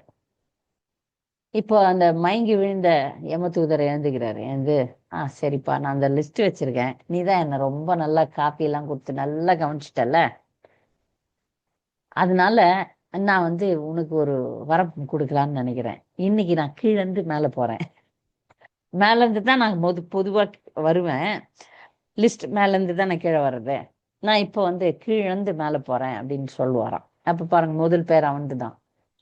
அதனால மரணத்தை நம்ம ஒண்ணுமே பண்ண முடியாது. எல்லையில் வாசல் குறுகச் சென்றால் எற்றி நமன் தமர் பற்றும் போது நில்லுமென் என்னும் உபாயம் இல்லை. ஆனா நம்ம சிறு சிறு முயற்சிகளை செய்து கொண்டுதான் இருக்கிறோம். இந்த உலகத்தை எதிர்நீச்சல் போட்டுக்கொண்டே இருக்கிறோம், தினமும் எதிர்நீச்சல் போட்டுக்கொண்டே இருக்கிறோம். இந்த ஸ்பஷ்டமான உண்மை நமக்கு தெரிஞ்சு போச்சு. நமக்கு டேட் என்னைக்கு வச்சிருக்கிறான்னா அன்னைக்கு நான் என்ன வந்தாலும் போய் தான் ஆகணும். என்ன விஷயமா இருந்தாலும் இந்த நிமிஷம் என் கீதா கோவிந்த தாசி மாதாஜி உயிர் போகப்படும்னு எழுதியாச்சு ஏற்கனவே. அது புதுசா எழுத போறதில்லை. ஆனால் புதுசா நான் தள்ளிலாம் வைக்க முடியாது. எழுதி வைக்கப்பட்ட விஷயத்தை நான் ஒன்றும் மாற்ற முடியாது அப்படின்றத மட்டும் புரிஞ்சுக்கலாம், அவ்வளவுதான். இதை நாம் புரிந்து கொண்டோம் என்றால் தெளிவு வந்துடும். சரியா? அடுத்து என்ன பண்ணும்? மரணத்தை எப்படி வென்றாங்க? நிறைய பேர் வென்றிருக்காங்க. அப்படி வென்றவர்கள் பட்டியலை பார்க்கும்போது இவர் இருக்கிறார், பீஷ்மர் முதல்ல நிற்பார். பீஷ்மர் ஒரு அகண்ட பிரம்மச்சாரி விரதம் எடுத்தார். அகண்ட பிரம்மச்சாரி விரதம்லாம் அவ்வளவு சாமானியமா மக்கள் எடுக்க முடியாது. ஏன்னா இந்த உலகத்துல மிகப்பெரிய விஷயம் பெண்களுடைய மாயையை தாண்டுவது. அதை தாண்டி நான் அகண்ட பிரம்மச்சாரி விரதம் எடுத்து அதை கடைபிடிச்சார். ஒரு பொண்ணு என்னை திருமணம் செய்தே ஆக வேண்டும்னு அட்டம் பண்றா அம்பா. குரு சொல்றார், நீ திருமணம் செய்து கொண்டுதான் ஆகணும். எந்த ஒரு தாய்க்காக, தாய்னா கணவருடைய 2ஆம் மனைவிக்காக இந்த முடிவு எடுத்தார். அவங்களும் சொல்றாங்க, நான் எனக்காக தான் நீ இந்த முடிவு எடுத்தேன், என் குழந்தைகள் மன்னன் ஆகணும்ட்டு தான். அந்த 2 மகன்களும் போயிட்டானுங்க. அதனால இப்ப வம்சத்தை வளர்க்கணும்னா நீ திருமணம் செய்துதான் ஆகணும், திருமணம் செய்து கொள்ளுன்ற சோதனை எல்லாம் வந்தது. எல்லா சோதனையிலும் வென்றார். அவருக்கு ஒரு வரம் இருந்தது, அவங்க அப்பா சொல்றாரு. ஏன்னா அப்பாவை மகிழ்விச்சதுனால அப்பா ஒரு ஆசீர்வாதம் கொடுக்குறாரு, உனக்கு இச்சா மிருத்யு, நீ எப்ப விரும்புறியோ அப்ப போலாம். இது மிகப்பெரிய வரம். அவர் அதனால தான் கொடுத்த வாக்குறுதிக்காக வாழ்நாள் முழுக்க கஷ்டப்பட்டார் துரியோதன கூட்டத்தோட. ஏன்னா அஸ்தினாபுர அரசாட்சியை ஆளும் மன்னனுக்கு நான் துணை நிற்பேன்னு சொல்லியிருக்காரு. அதனால துணை நிற்னார். அதனுடைய அஸ்தினாபுரம் ஒரு பாதுகாப்பான ஒரு மன்னனிடம் ஒப்படைக்கும் வரை நான் வாழ்வேன்னு சொல்லியிருக்கிறார். அதனால வாழ்ந்தார். இப்போ யுதிஷ்டர் மன்னர் ஆயிட்டார்.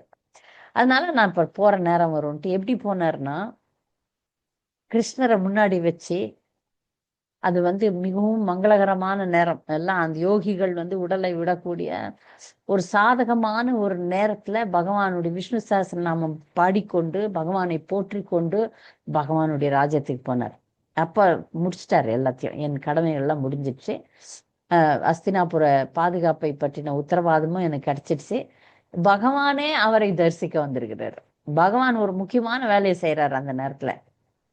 நான் சொல்றதை விட அரசாங்க விஷயமும் அந்த அனுபவத்தையும் தர்மத்தை பத்தி நீ யுதிஷ்டனுக்கு சொல்லி கொடு பாடம் அப்படின்னு சொல்லிடுறாரு. அதுதான் மிகப்பெரிய பாடம் வருது பாகவதம்ல. அப்ப எல்லா தர்மங்களைய பத்தியும் யுதிஷ்டருக்கு பீஷ்ம உபதேசம் நடக்குது. ஸோ இதுல இருந்து பீஷ்மருடைய வாழ்க்கையில இருந்து நம்ம தெரிஞ்சுக்கிறோம், நம்ம ஒரு மிகப்பெரிய ஒரு சக்தி வாய்ந்த ஒரு விரதத்தை எடுக்கும்போது நம்ம எல்லாம் கிருஷ்ண உணர்வுல இருக்கிறோம். சாமானியமானவர்கள் இல்லை. நம்ம வந்து இப்போ காலையில எழுந்துக்கிறது, 16 மாலை ஜபிக்கிறது, பிரசாதமே உண்ணுதல், இதெல்லாம் ஒரு பெரிய தவங்கள் தான். சாமானியமான மக்களோட ஒப்பிட்டு பார்க்கும்போது நம்ம ஒரு பெரிய தவசிகள் தான். ஆனா இந்த தவத்தினுடைய பலன் எப்போ நம்ம முழுமையா அடைய முடியும்னா அந்த நாராயண ஸ்மிருதியில தான். நம்ம வாழ்நாள் முழுக்க என்ன ஒன்னா பண்ணலாம். ஏத்தே சாம்சகலா ஏத்தவான் சாங்கியா யோகாபியாம் ஸ்வதர்ம பரிநிஷ்டையா ஜன்மலாப பரப்பும்சாம் அந்தே நாராயண ஸ்மிருதி. நீ சாங்கிய யோகம் பண்ணுவியோ, பக்தி யோகம் பண்ணுவியோ, அஷ்டாங்க யோகம் பண்ணுவியோ, ஞான யோகம் பண்ணுவியோ, கர்ம யோகம் பண்ணுவியோ, எந்த யோகம் பண்ணுவியோ, இல்லை எதுவுமே யோகமே இல்லாம வாழறியோ, சந்தோஷமா வாழறியோ, துன்பமா வாழறியோ, நீ எப்படி வாழறன்றதெல்லாம் கணக்கு கிடையாது. பாகவதம் சொல்லுது அந்தே நாராயண ஸ்மிருதி உனக்கு வருதா, அதான். அதை நான் ஷார்ட்கட்லயும் வர வைக்க முடியாது. ஷார்ட்கட்ல வர வச்சுக்க முடியுமா என்ன? முடியாது. அதை பத்தியும் நான் பேசிட்டேன். ஷார்ட்கட்லாம் நடக்காது, வேலைக்கு ஆகாதுன்னு. அப்போ நம்முடைய உடலில் ரத்தம் ஓடுகின்ற மாதிரி கிருஷ்ண உணர்வு ஓட வேண்டும், கிருஷ்ணருக்காக செயல்பட வேண்டும், கிருஷ்ணரை அடைய வேண்டும், கிருஷ்ணருடைய அன்பை அடைய வேண்டும். அதுவே என் வாழ்க்கையின் குறிக்கோள்ன்றது வந்து மூச்சு காற்று மாதிரி ஓடிட்டு இருக்கும். ஹரே கிருஷ்ண மாமந்திரம் மூச்சு மாதிரி உள்ள போய் வெளியே வரணும். அந்த மாதிரி நம்ம வாழ்க்கைய நம்ம துன்பங்கள்லாம் இருக்கும். அப்போ இது இருக்கு. நிறைய பேர் பக்திக்கு எனக்கு டைம் இல்லை, போட்டு வரத்துக்கு பணம் சம்பாதிக்கிறதுக்கு டைம் பத்தல, மாமியார் கொடுமை, மாமனார் கொடுமை, அண்ணன் கொடுமை, தங்கச்சி கொடுமை, இப்படி ஏதோ பல விஷயங்களை மக்கள் சொல்றதை கேட்டுக்கிட்டே இருக்கிறோம் நம்ம. இங்க சாஸ்திரம் சொல்லுது, நீ என்ன பண்றது எனக்கு கணக்கு கிடையாது, நீ கடைசியில கிருஷ்ணர் நினைக்கிறியா அதான் கணக்கு. ஒரு மூத்த பக்தர் வந்தாரு, அவர்கிட்ட நாங்க வந்து எங்க பெருமைகளை பேசணும், நானும் என் கணவரும். அது தப்பு, பேசியிருக்கக்கூடாது. அவரிடம் ஆலோசனை கேட்டோம். என்ன பண்றீங்கன்னும் போது நாங்கள் செய்யக்கூடிய சேவைகள்லாம் சொன்னப்போ அவர் சொன்னார், இதெல்லாம் கணக்கில்லை, நீ எப்பொழுதும் கிருஷ்ண உணர்வினராக இருக்கிறாயா, அதுதான் முக்கியம், அது நீ பார்த்துக்கோ, நீ என்னன்னா காரியம் பண்ணு, ஆரிய கூத்தாடு பரவாயில்ல, ஆனா உன்னுடைய காரியம் என்ன? அந்த நாராயண ஸ்மிருதி வருமா உனக்கு? வழியை தாங்குவியா?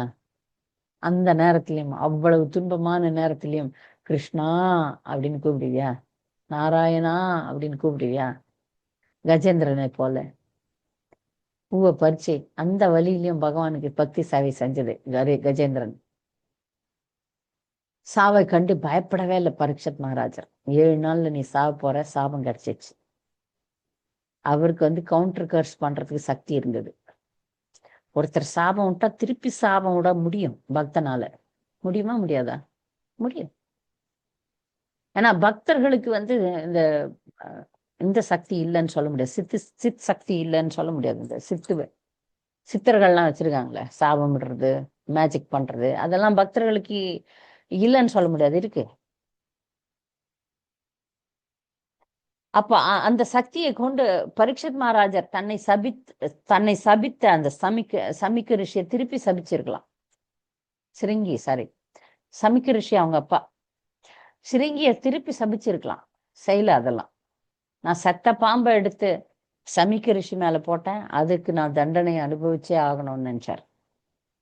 கலியினுடைய தாக்குதனால அவர் அது பண்ணாரு, இல்லைன்னா அவர் அதை பண்ணக்கூடியவரே இல்லை. பகவானும் இந்த ஏற்பாட்டை பண்ண வச்சார், இந்த பக்தன் சீக்கிரமா என்கிட்ட வரணும். அதனால பகவானுடைய ஏற்பாட்டுல முழுக்க நம்பிக்கை வேணும் பக்தருக்கு. இப்ப என்ன வர வைக்கிறதுக்கு பகவான் ஒரு ஏற்பாடு செய்யறாருன்னா நான் வரமாட்டேன், நான் கவுண்டர் கர்ஸ் பண்றேன், அவனை சாவடிக்கிறேன், இவனை சாவடிக்கிறேன், எனக்கு வந்து ஆயுசோமம் பண்ணி என் ஆயுசை அதிகரித்து கொள்றேன்லாம் பேசவே இல்லை பரீட்சித் மகாராஜ்.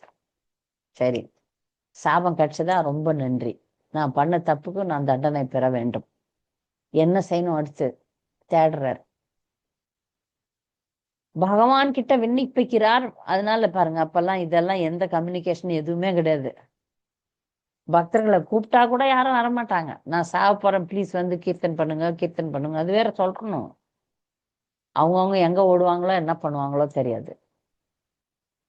அப்ப இவர் வந்து அதை பத்தி எல்லாம் யோசிக்கல. பகவானை ஆழ்ந்து தியானித்தார். பகவான் உடனே சுகதேவ கோஸ்வாமி அனுப்பிச்சிட்டார்.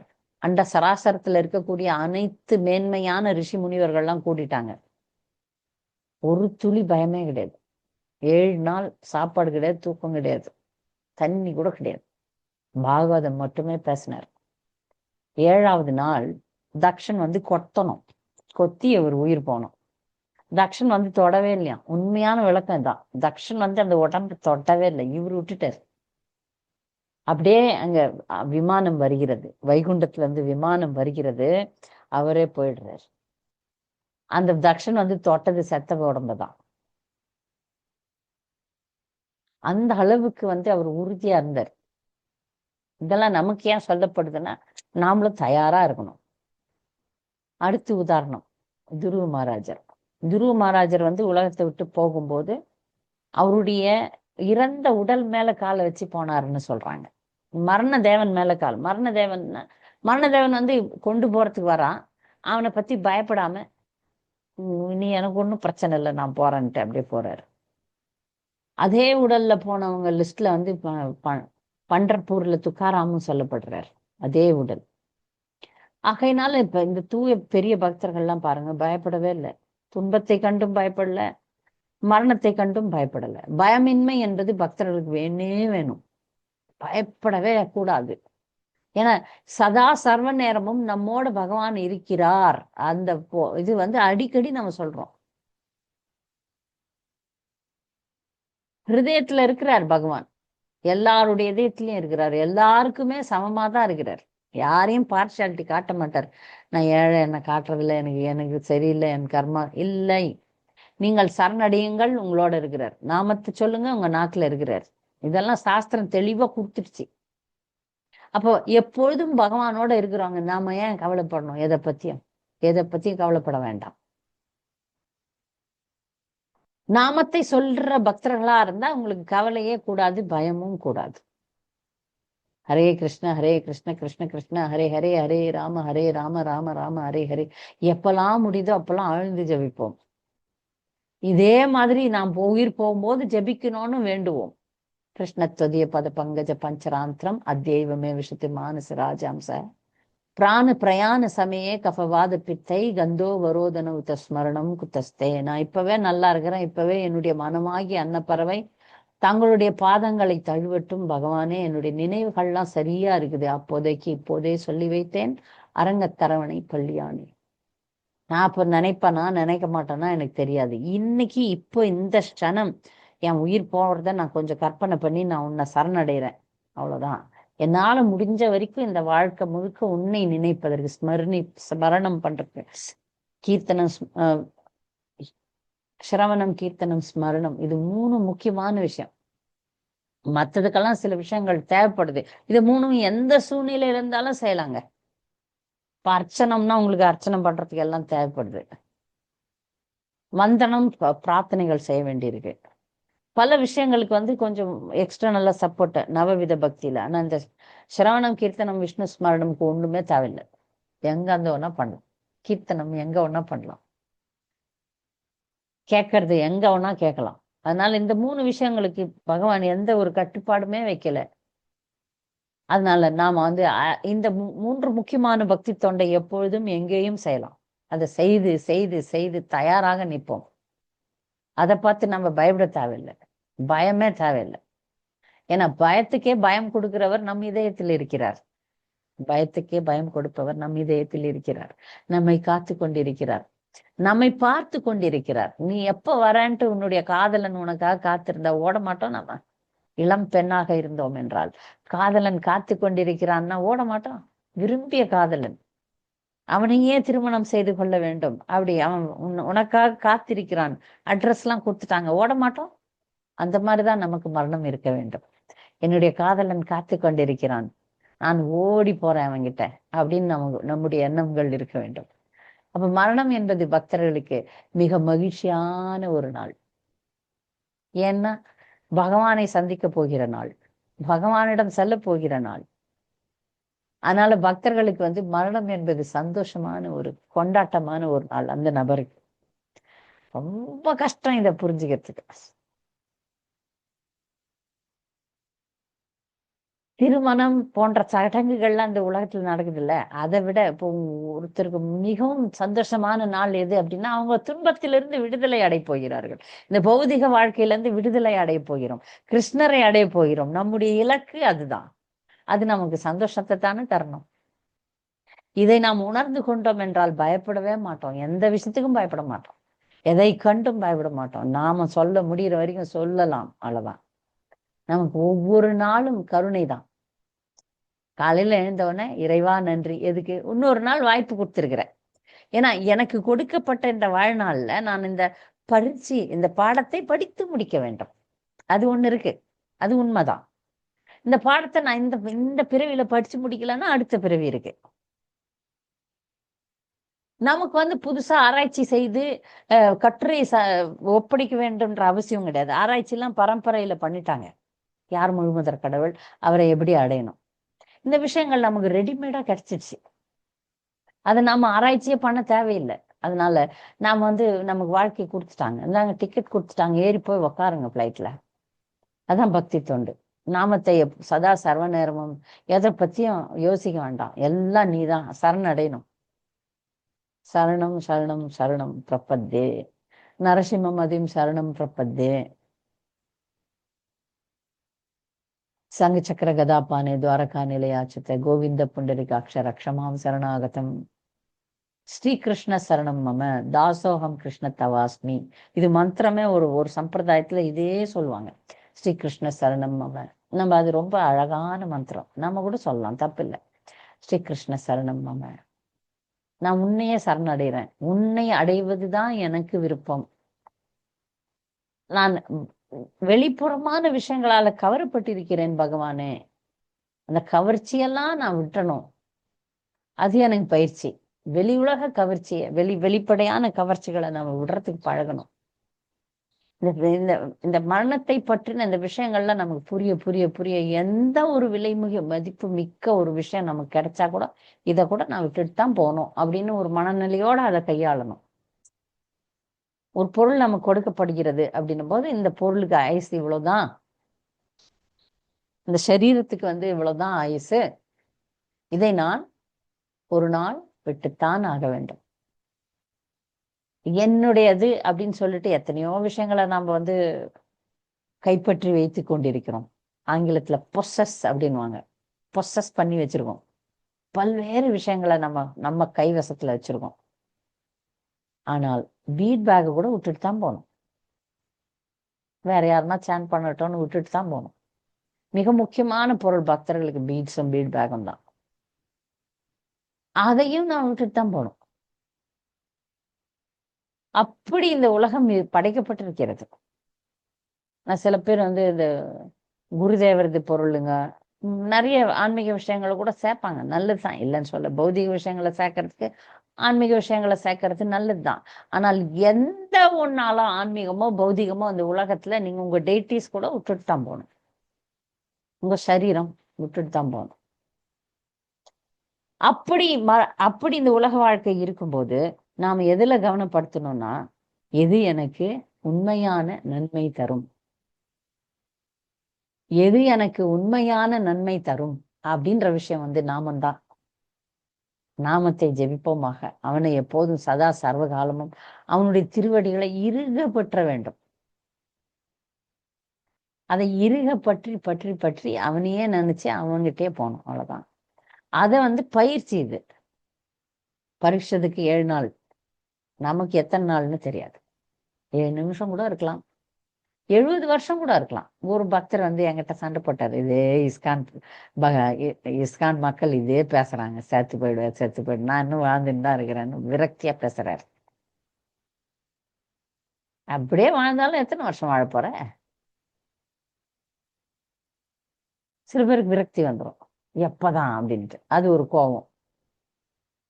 குறித்த நேரம் வந்தா நீ கோவப்படுறியோ சந்தோஷப்படுறியோ போய் தான் ஆகணும், வா அப்படின்னு. வான்னு கூட சொல்ல மாட்டாங்க, இழுத்துன்னு போவாங்க. பக்தர்களுக்கு கண்டிப்பாக மரணம் என்பது துன்பம் தரக்கூடிய விஷயம் கிடையாது. எப்படின்னா, ஒரு பூனையினுடைய வாயில எலி குட்டி இருக்கு, எலி இருக்கு. எலியினுடைய மனநிலையை பார்த்துங்க. அதே பூனை தான் அது தாங்குட்டியை தூக்கின் போகுது. அதான் மரணம். மரணம் என்பது பக்தர்களுக்கும் நடக்கும், அபக்தர்களுக்கும் நடக்கும், 2 பேருக்கும் நடக்கும்.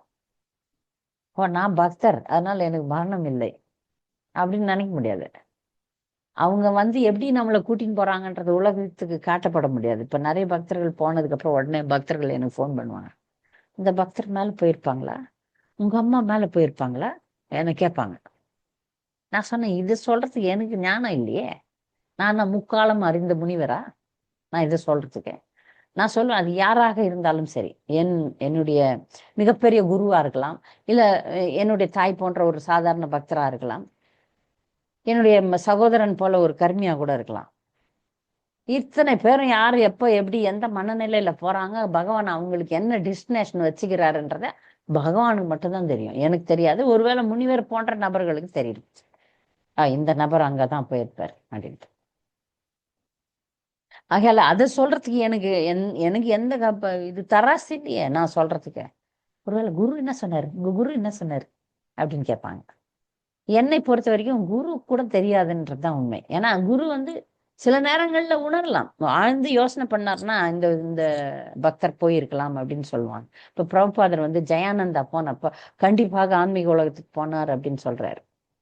அந்த மாதிரி உறுதியா சில பேருக்கு சொல்லலாம், சில பேருக்கு பொதுவா சொல்லிட்டு விடலாம், எப்படின்னு சொல்ல முடியாது. ஆழ்ந்து சிந்திச்சாங்கன்னா தெரியலாம். ஆனா பெரும்பான்மையான இஸ்கான் பக்தர்கள், இந்த குருமார்கள் அவங்களுக்கு அந்த சக்தியை பயன்படுத்துவதில்லை, அது உண்மை. இது மாதிரிதான் ஆயிருக்கும், அந்த மாதிரிதான் ஆயிருக்கும்னு அவங்க டிக்ளேர் பண்றது கிடையாது. அதை பத்தி நம்மளுக்கு கவலை இல்லை. நான் சொல்றது என்னன்னா, அதை பத்தி நீங்க கவலைப்பட வேணாம். போறோமா போலியா, அவங்க போனாங்களா இல்லையான்றதை பத்தி கவலை வேண்டாம். நான் போறேன்னா இல்லையா, நான் அதுக்கு என்ன தயார் பண்றேன்னா இல்லையா, இது முக்கியம். நான் போவதற்கான தயார் நிலையில் நான் இருக்க வேண்டும், அவ்வளவுதான். அது எப்போனா நடக்கலாம். அதை பற்றி பயமும் பட வேண்டாம். முக்கியமான இந்த வகுப்பே பயப்பட்டோன்னு வச்சுங்களேன், அது ஒரு மனநோயாக மாறிவிடும். ஒரு காலகட்டத்துல எனக்கு ஒரு பயம் வந்தது. இளமையா இருந்தப்ப, பக்தர் தானே அப்ப, இளமையான பக்தர், கிட்டத்தட்ட ஒரு 22 வருஷத்துக்கு முன்னாடி. என் கணவர் என்னோட இல்லை அப்ப, ஒரு மெடிக்கல் எமர்ஜென்சி வந்தது. அப்ப நான் டாக்டர் என்னை பாக்குறாங்க. பார்த்துட்டு, உனக்கு அனஸ்தீஷியாலாம் அதுக்கு முன்னாடி 2 குட்டி குட்டி ஆப்ரேஷன்லாம் நடந்திருக்கு. அனஸ்தீஷியா கொடுக்கும்போது, அனஸ்தீஷியான்றது எல்லாருக்கும் தெரியும்னு நினைக்கிறேன், ஒரு ஊசி குத்துவாங்க. ஊசி குத்துன அடுத்த செகண்டே நீங்க செத்ததுக்கு சமமாயிடுவீங்க. அடுத்த செகண்ட் அந்த ஊசி, அந்த மருந்து ஏற ஏற நீங்க அது தூக்கம் கிடையாது. தூக்கம்னா உங்களுக்கு பயம் வராது, அது அப்படி ஒரு நிலைக்கு கொண்டு போகும். ஏன்னா அது 2 முறை நான் அதை அனுபவிச்சதுனால, 3ஆவது முறை கணவர் பக்கத்துல இல்லை, இதுல போயிட்டேன்னா அவர் இல்லையே அப்படின்னு ஒரு சின்னதா ஒரு சின்ன பயம் அப்படியே வளர்ந்து வளர்ந்து பெரிய பயமாகுது. டாக்டர் எனக்கு கவுன்சிலிங் பண்றாங்க, நீ ஒரு டிவோட்டி, உனக்கு நான். ஆனா அந்த பயத்தை எடுக்கவே முடியல. அப்பத்துல இருந்து ஆரம்பிச்சதுதான் இந்த துப்புடையாரைன்னு ஒரு பிரார்த்தனையை நான் ஆரம்பிச்சேன். சரி, ஒருவேளை நான் இந்த நேரத்துல செத்து போனேன்னா என்ன ஆகும், அதனால சரி நான் துப்புடையாரை படிக்கலாம் அப்படின்ட்டு துப்புடையாரை படிச்சேன். மீண்டு தான் வந்தேன். அந்த ஊசி குத்துனாங்க. அது அது எப்படின்னா, நினைவு வரும்போதுதான் நீங்க உயிரோட இருக்கிறீங்கன்னு உங்களுக்கு தெரியும். அது வரைக்கும் நீங்க செத்து போனது கணக்கு தான் அது அனஸ்தீஷியா என்பது. அப்போ ஒரு பயம் வந்தது. அந்த பயத்தை போக்குவதற்கு தீவிரமா பக்தி ஆரம்பிச்சேன், அவ்வளவுதான். அதனால பயம் வந்ததுன்னா தீவிரமான பக்தி ஆரம்பிங்க. நமக்கு பயத்தை போக்குபவனே கடவுள் தான், கிருஷ்ணன் தான். அதனால அவனை நோக்கி நம்ம அதுக்கையும் உபாயம் அவன் தானே. நம்முடைய பயம், கோபம், துன்பம் இதுக்கெல்லாம் உபாயம் என்ன? பக்தி தான். அதனால பக்தி மூலமாகவே நம்முடைய பிரச்சனைகளுக்கு தீர்வுகளை காண்போம். அப்படி காணும்போது நம்மை பயமில்லாம கொண்டு போயிடும். தாயாக, தந்தையாக, உறவினர்களாக, நெருங்கிய குரு பரம்பரையினுடைய ஆச்சாரியர்களாக வாங்க போலாம் ஒரு கீர்த்தனுக்குன்னு கூட்டின்னு போவாங்க. கீர்த்தனுக்கு போகும்போது சந்தோஷமா ஏறி போய் உக்காந்துக்கிறோம்ல, பஸ்ல, கார்ல, ட்ரெயின்ல, ஏரோப்ளேன்ல, அங்க ப்ரோக்ராம் இருக்கு அப்படின்னு. அப்படிதான் நம்முடைய மரணம் நடக்கும். நீங்கள் அதற்கான ஆயத்தமா இருந்தீங்கன்னா பகவான் உங்களுக்கு அந்த வலியே கொடுக்க மாட்டார். ஒரு க்ஷணத்துல எப்படி ஊசி போட்டா அடுத்த சனம் எங்க போறோன்னு தெரியாம போயிடுறோம், அந்த மாதிரி பயமின்மையை பகவான் கொடுப்பார். இன்பமாக நமக்கு மிக மிக மிக வேண்டியவனாகிய கண்ணன் வருவான். வாமா, செல்லோம்மா, வாங்கம்மா, போலாம் போலாம் வாங்க அங்க. ரொம்ப நாள் நீங்க இங்க கஷ்டப்பட்டுட்டீங்க பௌதிக உலகத்துல. வாங்க நம்ம வீடு இருக்கு, அங்க வந்துருங்க, வைகுண்டத்துக்கு வாங்க அப்படின்னு சொல்லி விஷ்ணு தூதர்கள், பக்தர்கள், விமானம் வரும் துருவ மகாராஜருக்கு வந்த மாதிரி. அதனால பகவான் நம்மை காப்பாற்றுவார், பகவான் நம்மை கொண்டு செல்வார். அதனால மரணத்தை எதிர்நோக்குவதற்காக நாம் தயாராக இருப்போம். வீரவேல் வெற்றிவேல்னு வீரர்கள் போற மாதிரி, வீரர்கள் நாட்டுக்காக உயிரை கொடுக்குறாங்க. நாம் பகவானை நினைத்து பகவானிடம் போவதற்காக பயிற்சி செய்வோம். இது பயிற்சி. இந்த பயிற்சி ஆழ்ந்து செய்வோம். இன்னைக்கே செத்து போயிடுறோம் அப்படின்ட்டு வந்துடுச்சுன்னு வச்சுங்க ஓலை, அப்ப என்ன பண்ணுவோம்? ஒவ்வொரு நாளும் ஜபத்துல வீரியத்தை காட்டிடுவோம். இன்னைக்குதான் சாக போறோம்னா, டே எதுவும் வேணாடா, உட்காந்து ஜபம் பண்றேன் அப்படின்ட்டு ரொம்ப சீரியஸா ஜபம் பண்ணுவோம். அதனால அந்த ஜபத்துல இந்த ஞானத்தை சேர்த்து கொள்வோம். அப்படின்னும் போது நமக்கு ஒரு புஷ் வரும் பாருங்க, வேகம் வரும். அந்த வேகத்தை பயன்படுத்தி கொண்டு பகவானே என்னைக்கு என்னைக்கு என்ன போட்டிருக்கியோ தெரியாது, நான் இன்றைக்கு அப்போதைக்கு இப்போதே சொல்லி வைக்கிறேன் அப்படின்னு சொல்லி வச்சுட்டு அவரை நோக்கி பயணிப்போம். பக்தர்களுக்கு ஏதாவது கேள்விகள், கூடுதல் கருத்துக்கள் இருந்தா தெரிவிக்கலாம். ஏதாவது கருத்தை விட்டுட்டு நான் பாக்குறேன். ரொம்ப ரொம்ப சூப்பருங்க மாதாஜி. ரொம்ப யசோதா ரொம்ப மனசுக்கு ஒரு திருப்தி ரொம்ப இருந்தது, நல்லா இருந்தது மாதாஜி. கேட்க கேள்வி. கேட்க உண்மையிலேயே ரொம்ப நல்லா இருந்தது மாதாஜி. ஹரே நன்றி கிருஷ்ணா. மாதாஜி. நான் தயார் அப்படின்ற மனப்பான்மையை வளர்த்துக்கணும். பயம் மனப்பான்மைய உண்மையிலேயே நீங்க சொன்னதுல இருந்து இந்த செகண்ட்ல இருந்து மனசு அப்படியே நான் அப்படியே மனசு அப்படியே பயன்படுத்திக்கிறேன் மாதாஜி. ஹரே கிருஷ்ணா. ஹரே நன்றி கிருஷ்ணா. நன்றி. பயப்பட வேண்டாம். அல்வா. ஹரே தயார், கிருஷ்ணா. ரெடி. மாதாஜி தயாரா? கிருஷ்ணா சொல்லுங்க. ஹரே ஹரே கிருஷ்ணா மாதாஜி, அனுப்பமா மாதாஜி சொல்லுங்க. மாதாஜி ஆயுசு ஹோமம் எல்லாம் போய் தன்வந்திரி கோயில்ல பண்றாங்களே, அதெல்லாம் என்னங்க பழிக்கீங்களா? தன்வந்திரி கோயில்ல போய் ஆயுசு ஹோமம் எல்லாம் பண்றாங்க. அதான் சொல்றேனே, இதை மட்டும் யாராலையும் மாத்த முடியாது. சரிங்க மாதாஜி. என்ன சரி இருக்கும், அவங்களுடைய ஜாதகத்துல எப்படி இருக்கும்னா, அவங்க ஆயுஷ் ஹோமம் பண்ற மாதிரி பண்ணி அவங்களுக்கு ஆயுசு நல்லா இருக்கும். இப்ப அவங்களுக்கு ஒரு பயம் வந்துரும்ல. இப்போ ஒரு நோய் சரி வந்திருக்குன்னு வச்சுக்கோங்களேன். ஒரு நோய் வந்திருக்கு. அது மிக பயங்கரமான நோயின்னு வச்சுக்கலாமே. எத்தனையோ நோய்கள் இருக்கு, ஏதோ ஒரு பயங்கரமான நோய் வந்திருக்கு. அவங்க அந்த நோய் வந்து எப்படியும் நல்லா தான் ஆக போகுது. அவங்க விதியில அப்படிதான் இருக்கு.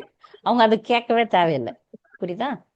அது கேட்க தேவையில்லை. ஆனா அவங்க ஆயுசோகம் பண்றாங்க, நோய் நல்லாவது, அவங்க நீண்டு வாழறாங்க, அவ்வளவுதான். சரிங்க மாதாஜி. நீண்டு வாழல, அவங்களுக்கு ஆயுசே அவ்வளவுதான் இருக்கு. ஆயுசு அவ்வளவுதான். அவங்களுக்கு ஒரு நம்பிக்கை வருது, அதனால நம்ம இது வந்து ஒரு நல்ல நோய். ஜாஸ்தியா இருக்குதுன்னு. அவங்க சரி காக்கா உக்கார பணம்பழம் இந்த மாதிரி ஆயிடும் அவங்களுக்கு. அது குலசேகர ஆழ்வார் தெளிவா பேசுறாரு. சரி இந்த மாதிரி விஷயங்களுக்கெல்லாம் நான் உன்னை கும்பிட வேண்டிய அவசியமே இல்லை. என் தலையத்துல என்ன இருக்கோ அது நடக்கும். நடக்குமா நடக்காதா? நடக்குங்க மாதாஜி. அதை தரமாட்டேன்னு கிருஷ்ணர் சொல்ல மாட்டார். பாருங்க, எப்படி துன்பங்கள் வந்து கண்டிப்பா நடக்கணும்னா நடந்தே ஆகுது, அத மாதிரி இன்பங்களும் நடக்கணும்னா நடந்தே ஆகும். நீங்க ஆயுசு 100ன்னு போயிட்டு எழுதி வச்சுன்னு வந்தீங்கன்னா, நீங்க யாரா இருந்தாலும் 100 வயசு வாழ்ந்தே ஆவீங்க. வாழ வைப்பாரு. அந்த மாதிரிதான் சூழ்நிலைகள் இருக்கும். அதுல மாற்றமே முன்னாடி பின்னாடி எல்லாம் போடவே முடியாதுங்க. இது சரி பக்தர்கள் நல்லா புரிஞ்சுக்கணும். அதுல மாற்றமே கிடையாது. சரிங்க மாதாஜி. ஹரே கிருஷ்ணா. ஹரே கிருஷ்ணா. ஆயுஷோமம் பண்றது நம்ம திருப்திக்காக, அவ்வளவுதான். அந்த மக்களுக்கு ஞானம் இல்லைன்றது தெரியுது. நாம ஆயுஷோமம் எல்லாம் பண்ண தேவையில்லை, பண்ண வேணான்ற நான். சுதா மாதாஜி. ஹரே கிருஷ்ண மாதாஜி. பிரணாம்ஸ் மாதாஜி. பிரணாம். மாதாஜி நேத்து ஈவினிங் ஹஸ்பண்ட் ஒய்ஃப் பத்தி ஏதோ இங்கிலீஷ்ல எடுத்தீங்க மாதாஜி. ஆமா, நான் உங்களது எல்லாமே பார்ப்பேன், ஹிந்தி இங்கிலீஷ் எல்லாம் சூப்பரா கலக்குறீங்க. ஆனா எங்களுக்கு தான் புரியல. கணவன் மனைவி சண்டை பத்தி வகுப்பு எடுத்தாங்க. தமிழ் மக்கள்ல எல்லாரும் நம்ம குரூப்ல இருக்கிறவங்க எல்லாருமே வாழ்ந்து முடிக்க போறவங்க. கொஞ்சம் பேர் தான் இளமையானவங்க இருக்கிறாங்க. அந்த இளமையானவங்க எல்லாம் வந்துட்டாங்க அந்த கிளாஸ்க்கு. இங்க இருக்கிற இளம் பக்தர்கள்லாம் வந்தாங்க. அதனால வாழ்ந்து முடிச்சவங்களுக்கு இது தேவைன்னா போடுறேன். தேவைன்னா இப்ப தமிழ்லயும் போட்டோம்னா பப்ளிக் மக்கள் பார்ப்பாங்க. என்ன ஆகுதுன்னா இந்த மாதிரி வகுப்பெல்லாம் போடும்போது இந்த ஜோதிட வகுப்பு போட்டதுனால எனக்கு இடைவிடாத தொல்லைகள் நிறைய வர ஆரம்பிச்சிருச்சு. நிறைய பேர் ஃபோன் பண்ணி ஏகப்பட்ட மக்கள் அவரோட கனெக்ட் பண்ணுங்க, அவரோட கனெக்ட் பண்ணுங்க. சில பேர் வந்து முழுசா கேட்க மாட்டேன்றாங்க. அந்த வகுப்பை கொடுத்ததுனுடைய காரணமே வந்து நம்ம நல்லது சொல்றோம், அதை கேட்டுக்கணும்ன்றது. நம்பிக்கையே வைக்க மாட்டேன்றாங்க. அப்ப நான் நினைச்சீங்கன்னா இதுதான் அவங்க தலையெழுத்து, அதனாலதான் கேட்க மாட்டேன்றாங்க. தலையெழுத்து நல்லா இருந்தா என் பேச்சு கேட்டா உங்களுக்கு நல்லது நடந்துரும் இல்லையா? இல்லையா? அதனால நான் ஒன்றும் சொல்றது இல்லை. அவங்க தலையெழுத்துல நான் குறுக்கவே போடுறதில்ல. ஒரு கிளாஸ் கொடுத்தேன், சரி சில பேர் பயனடைகிறாங்க. ஒருத்தர் வந்து என்னை கட்டி பிடிச்சி சொன்னாங்க, எனக்கு ரொம்ப உபயோகமா இருந்தது இந்த நீங்க எனக்கு இந்த ஜோசிகாரை காமிச்சிங்க. எனக்கு வந்து என் பிரச்சனைகளை வந்து கொஞ்சம் பக்தர்களுக்கு வந்து என்னன்னா ரொம்ப அடி வாங்கினா அப்படி எப்படி பக்தி பண்றது? அடி வாங்கறதுக்கு தாங்குற சக்தி தான் உபாயம்ன்றது. நல்லா புரிஞ்சுக்கங்க. அடி வாங்கணும்னா வாங்கிதான் ஆகணும். நான் அந்த வகுப்புல கூட சொன்னேன், மழை பெய்யும்னா பெஞ்சுதான் ஆகும். நாம என்ன பண்றோம், மழை பெய்ய போகுதுன்னு தெரிஞ்ச உடனே கார்ல போய்க்கிறோம், ரெயின் கோட் போட்டுக்கிறோம். ஏழை பசங்களை இந்த கேள்வி கேட்டோம்னா என்ன, கோணி பை தலைமையில் போட்டுன்னு போறோம். அந்த மாதிரிதான் ஜோதிடம்ன்றது. அது மாதிரிதான். அது சொன்ன உடனே அது மக்கள் என்ன தொல்லை பண்ண ஆரம்பிச்சிட்டாங்க. அதே மாதிரி இப்ப இந்த நேத்து கணவன் மனைவி வகுப்பு மட்டுங்க 8 மணி வரைக்கும் ஓடிச்சுங்க கிளாஸ். 4:30 மணிக்கு ஆரம்பிச்சேன். அதுக்கப்புறம் எனக்கு சக்தியே இல்லை உடம்புல. ஏன்னா அவ்வளோ அளவுக்கு இந்த சமுதாயத்துல பிரச்சனைகள் இருக்கு. இந்த பிரச்சனையை வந்து ஆன்மீக ரீதியாக எப்படி தவிர்க்கலாம் அப்படின்னு அதுக்கான வகுப்பு அது. அது நம்ம தமிழ் மக்களுக்கு தேவைப்பட்டா கொடுக்குறேன். இன்னைக்கு அதுதான் கொடுப்பீங்கன்னு நினைச்சேன் மாதாஜி. நம்ம இன்னொரு நாள் நான் அதை பத்தி பேசுறேன். ஓகே மாதாஜி. பெரும்பாலும் நம்ம மக்கள்லாம் வந்து இந்த வானப்பிரஸ்த நிலையில் இருக்கக்கூடிய மக்கள் தான் பெரும்பான்மையானவர்கள். அதனால அது சரி, ஸ்ரீதர்மமே நான் நிறைய பேசுறத விரும்பல. ஏன்னா ஆனாலும் சில நேரங்கள்ல பேசிடுறேன். கல்யாணி மாதாஜி கோபி. நீங்க சொல்றதாலதான் எங்களுக்கு எல்லாமே தெரியுது மாதாஜி. ஓகே, நாங்க எல்லாமே அறியாமையில தான் இருக்கோம். நீங்க சொல்றது எல்லாமே எங்களுக்கு எல்லாம் யூஸ்ஃபுல்லா தான் இருக்குது. யூஸ்லெஸ்ஸா எதுவுமே இல்ல மாதாஜி. அப்போ நம்ம ஒரு நாள் வச்சுக்கலாம், கணவன் மனைவி பிரச்சனைகள் பற்றி பேசலாம். தமிழ்ல ஓகே பேசுறேன். ஓகே மாதாஜி. கல்யாணி மாதாஜி. எல்லா லாங்குவேஜ்லயும் சூப்பரா கலக்குறீங்க. எல்லா மாதாஜி 3 மொழி தான், எல்லா அதுதான் லாங்குவேஜ். மூணையே நல்லா சூப்பரா சொல்றீங்க. அவங்க இதுக்கு ஏத்த மாதிரி அது புரியுதா இல்லையா, ஆனா உங்களை வச்சு உங்க பேச பார்த்துக்கிட்டு அது கேட்டுக்கிட்டே இருப்பேன். ஓ, ஹரே கிருஷ்ணா. ஹரே கிருஷ்ணா. கல்யாணி மாதாஜி. கல்யாணி கோபேஸ்வரி. ஆமா மாதாஜி. ஹரே கிருஷ்ணா மாதாஜி. கேளுங்க கேளுங்க. ஹரே கிருஷ்ணா. புதுசா மாதாஜி வந்திருக்கீங்க கிளாஸ்க்கு? நான் அடிக்கடி வருவேன் மாதாஜி. அடிக்கடி வரீங்களா? கேள்வி கேட்டது இதான் முதல் முறை. என் பொண்ணு வந்து இப்ப ரீசெண்டா 1 மந்த்துக்கு முன்னாடி பகவான்ல விட்டு போயிட்டா மாதாஜி. 25 சரி. years. ஆ, அவ கொஞ்சம் 10 வயசுல இருந்தே உடம்புக்கு முடியாம தான் இருந்தா. ஆ, ரீசெண்டா ஒரு 4 இயர்ஸ்க்கு முன்னாடி பெட்ரேட்டன் ஆயிட்டா. ஆ. ஆனா அவ வந்து நாங்க அவனாலதான் அவ பக்திக்கே வந்தோம். ம், 10 வயசுல இருந்தே. ம், 15 இயர்ஸா நாங்க வந்து பக்தியில இருந்து இப்ப டீச்சிங் வாங்கிட்டோம். ம். என் பொண்ணு வந்து இப்ப ஏப்ரல் 3 வந்து ஆத்மா போயிட்டா மாதாஜி. போன மாசம்தான். ஓகே, ஒரு மாசம்தான் இருக்கு. ஆமா மாதாஜி. அவ எனக்கு அவ ஆத்மா போகும்போது வந்து நான் கீர்த்தன் பண்ணிட்டு இருந்தேன் மாதாஜி. எங்க பிரபு வந்து மங்களாத்துக்கு போயிட்டாங்க. ம், நான் அவளுக்கு தீர்த்தம் கொடுத்தவனையும் அவளோட ஆத்மா போயிடுச்சு மாதாஜி. ம். அப்போ வந்து நான் வந்து அழுகலாமா அழுகக்கூடாதான் நான் எனக்கு தெரியல மாதாஜி. ஆனா அழுதுகிட்டே தான் பண்ணேன் மாதாஜி. சில காலம் என்ன தாய் இல்லை நீங்க. நான் அழறது தப்பே சொல்ல மாட்டேன். வருத்தம் இருக்கும், கண்டிப்பா இருக்கும். நான் ஒரு தாய், என் குழந்தைய பத்தி நினைக்கும் போது உடல் பதறுகிறது. என் சாவை நான் தைரியமா மேற்கொள்ளலாம், ஆனா என்னோட நெருங்கியவர்களுடைய சாவை பத்தி நான் கற்பனை கூட பண்ணி பார்க்க முடியாது. அது நான் கட்டாயமா சொல்ல வேண்டிய விஷயம்தான். மிகப்பெரிய துன்பம் தான். குழந்தையை இழப்பதுன்றது வந்து சாதாரண விஷயம் கிடையாது. திரௌபதி அடிச்சுக்கின்னு அழுவுறா. அபிமன்யு போனப்போ அர்ஜுனனால தாங்கவே முடியல. மிகப்பெரிய பக்தர், மகாபாகவதர். அர்ஜுனனை விட ஒரு பெரிய பக்தனை பார்க்க முடியுமா என்ன? நான் அழுறாரு, கஷ்டப்படுறாரு. கஷ்டம் இருக்கும், அந்த பிரிவு துயர் இருக்கும். ஒண்ணு மட்டும் ஞாபகம் வச்சுங்க, ஒவ்வொரு ஜீவனோட பகவான் இருக்கிறார். அந்த ஜீவனை யார் காப்பாத்துறது? பகவான் தான் காப்பாத்துறாரு, நான் காப்பாத்தல. எங்கேயாவது அந்த ஜீவனை நான் சந்திப்பேன். அவங்க எங்கேயாவது பகவானுடைய அருளால நல்லாதான் இருப்பாங்க. என்னோட இருந்தாதான் நல்லா இருக்கும் என் குழந்தைன்னு நான் நினைக்கல. இந்த உலகம் வந்து அப்படியே நம்மளை ஆக்கி விட்டுடுச்சு.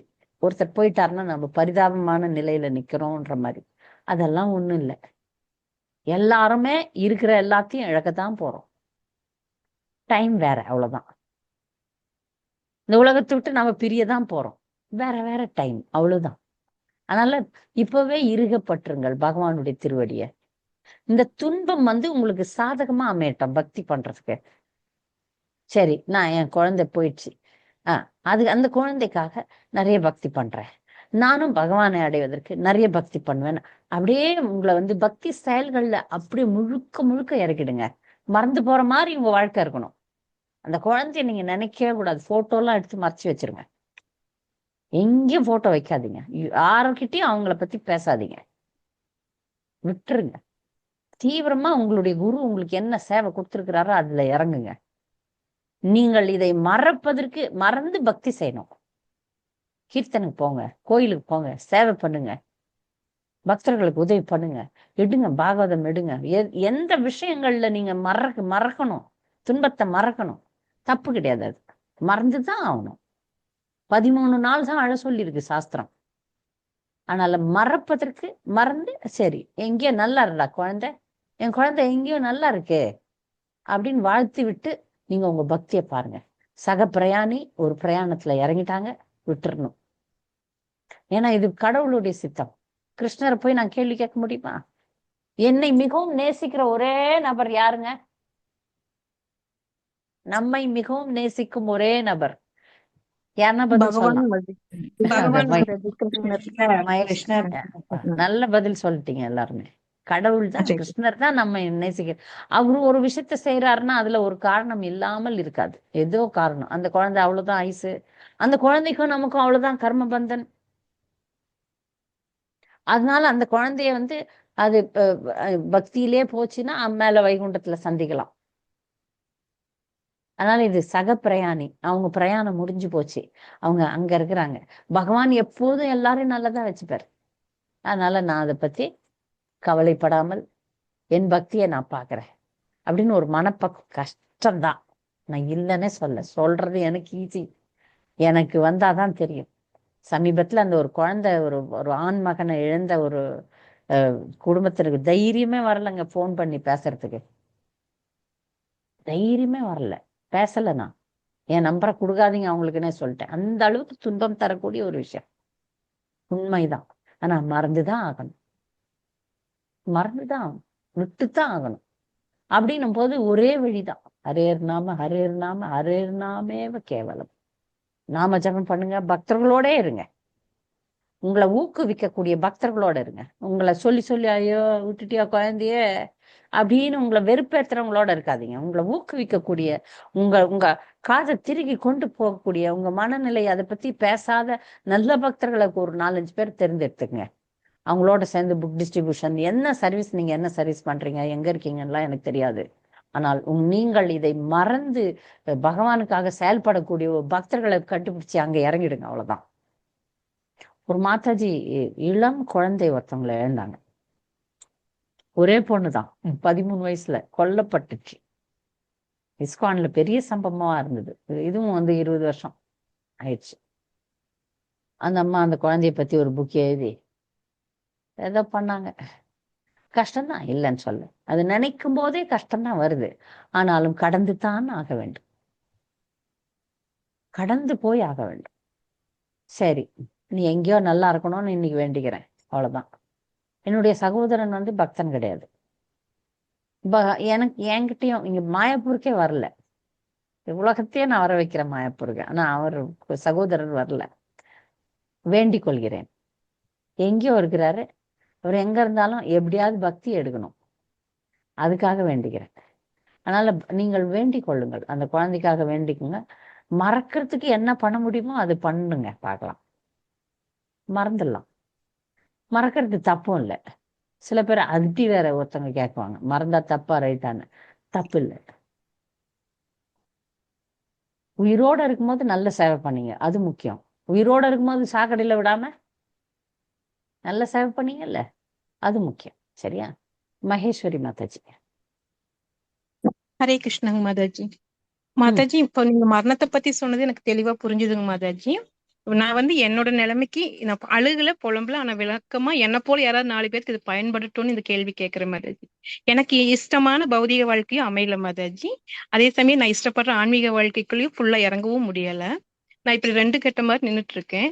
நீங்க எனக்கு முன்னாடி கிளாஸ்லயே வந்து சூசைட்ங்கிறது ரொம்ப ரொம்ப தவறான விஷயம், அதுக்கு உனக்கு உரிமை இல்லைன்னு சொல்லி கொடுத்துருக்கீங்க. நான் அந்த முடிவுக்கும் எடுக்க முடியல.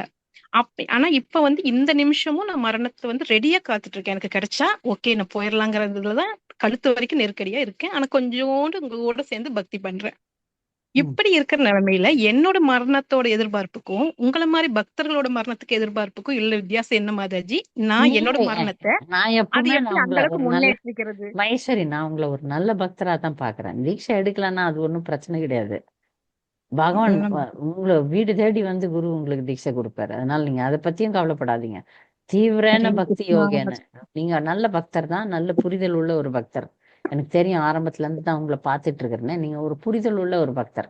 ஆனாலும் இப்ப இனி தீவிரமா பக்தி பண்ணுங்க. மத்ததெல்லாம் அப்படி ஜெபம் பண்ணும்போது மட்டும் அப்படி இருங்க. இந்த துன்பங்கள்லாம் வந்து வந்து முட்டும் பாருங்க மனசுல. கொஞ்சம் இருங்களேன், அப்புறம் வந்து பாத்துக்கிறேன் அப்படின்னு சொல்லிட்டு மனசுக்காக ஒரு பிரார்த்தனை நான் தினமும் பண்றேன். பக்தர்களே, அந்த பிரார்த்தனையை நான் எழுதி அனுப்புறேன். அது வந்து எனக்கு ரொம்ப உபயோகமான ஒரு பிரார்த்தனை. உயர் வர உயர் நலம் உடையவன் எவனவன், மயர் வர மாதினாலம் அருளினவன் எவனவன், அயர் அரும் அமரர்கள் அதிபதி எவனவன், துயரறு சுடரொடி தொழுது எழு என் மனனே. இந்த மாதிரி சில முக்கியமான பாசுரமோ பக்தி பாடல்களோ எழுதி எழுதி எழுதி எழுதி வச்சுக்கோங்க. ஒரு டைரி சரி. போட்டுருங்க. எது உங்களுக்கு, அதாவது இது எனக்கு எனக்கு சூட்டபிளான ஒரு விஷயம். எனக்கு மனசு வந்து அடங்கலைன்னா இந்த பாட்டை உடனே எடுத்து படிச்சிருவேன்.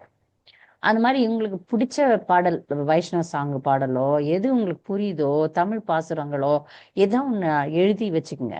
ஹரே கிருஷ்ண மாமந்திரம் நமக்கு ரொம்ப முக்கியம். அதோட சேர்த்து இதெல்லாம் அடிஷ்னல்.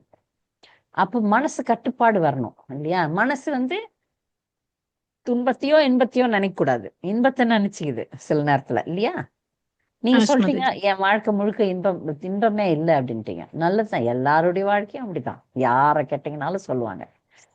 எல்லாருடைய வாழ்க்கையிலும். அப்ப நீங்க என்ன கேட்பீங்க? என்ன மாதாஜி உனக்கு என்ன துன்பம்? ஒரு பொண்ணு கேட்கறா, சின்ன பொண்ணு. எக்ஸ்டர்னலா வெளிப்படையா சில விஷயங்கள் என் வாழ்க்கையில நடக்குது. அதை பார்த்துட்டு மாதாஜி உனக்கு என்ன அப்படின்னது. சரி.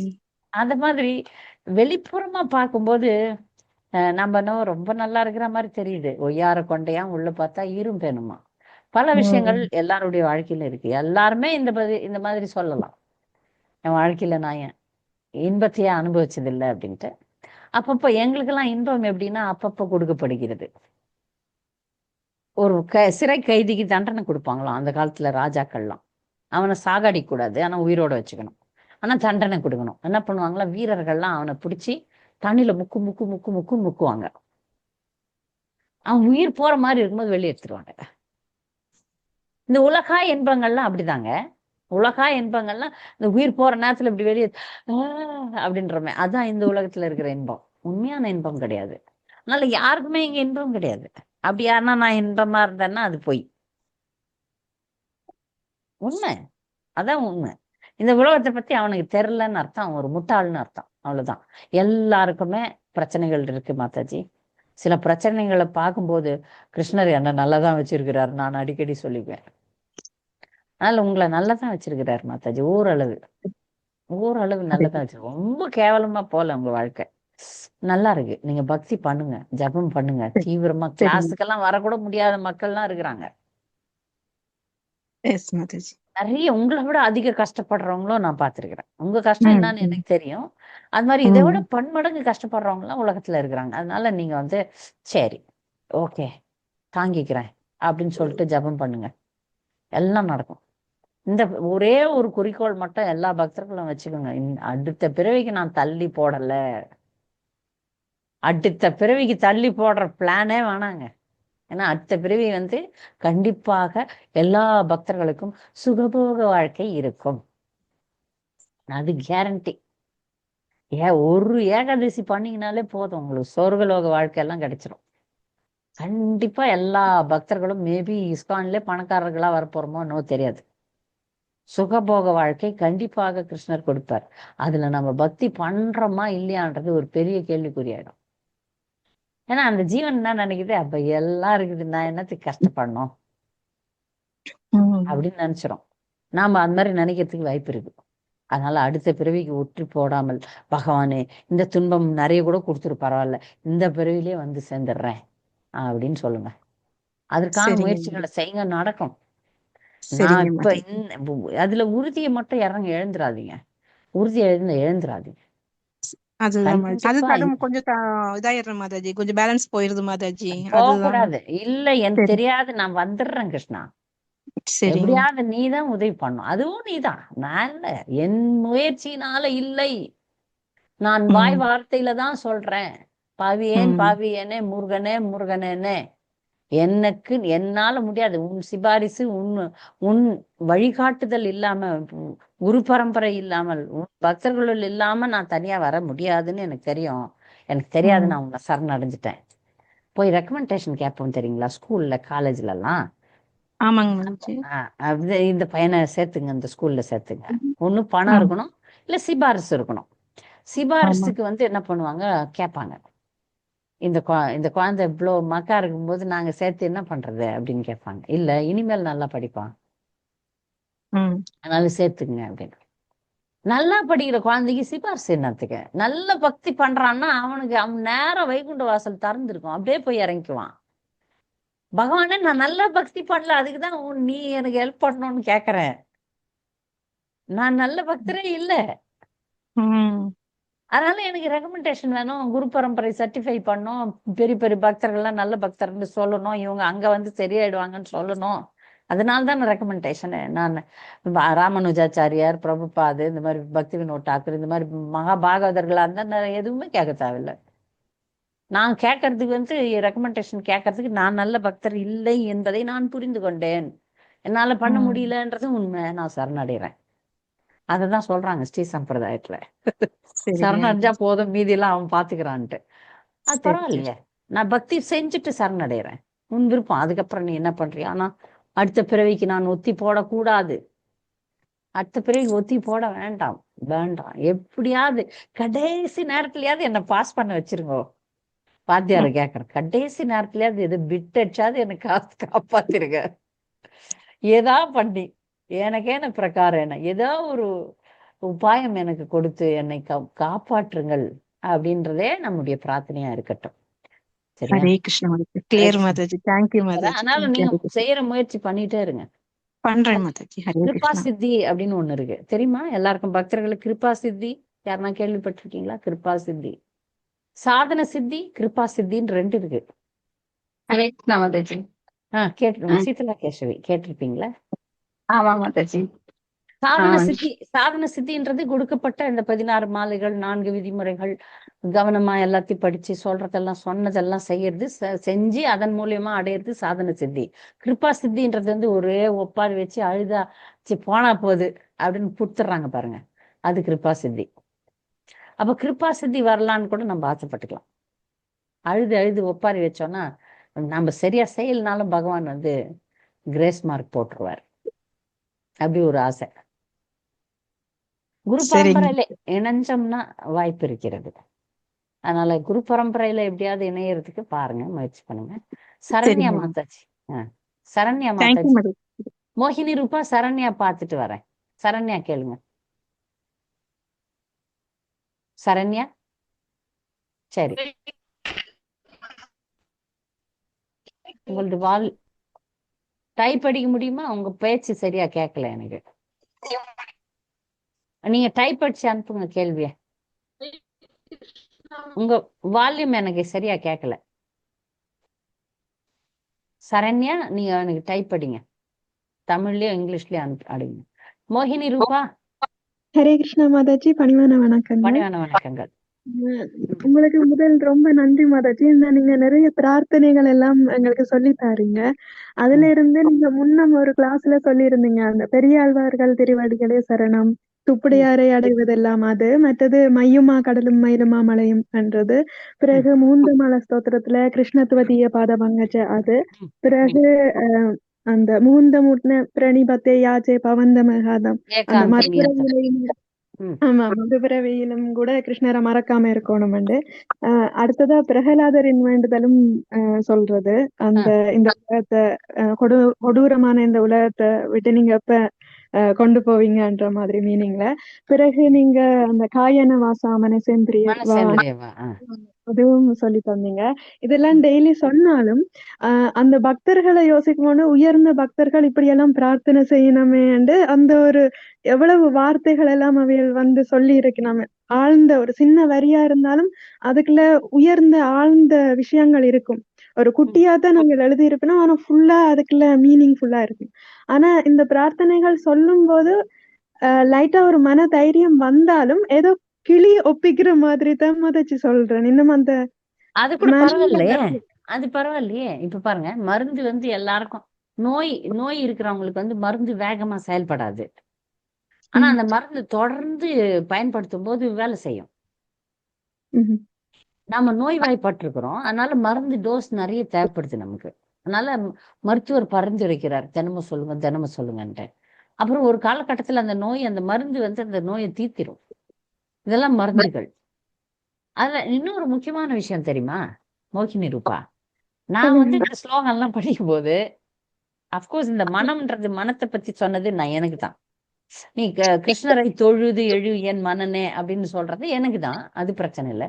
மற்றதெல்லாம் கிருஷ்ண தொதிய பத பங்கஜ பஞ்சராந்திரம், அது மீனிங் எனக்கு புரியுதோ இல்லையோ, கிருஷ்ணர் புரிஞ்சா எனக்கு சரி, எனக்கு வேலை செய்யும்ல. எனக்கு என்னுடைய குருட்டு கணக்கு அப்படி.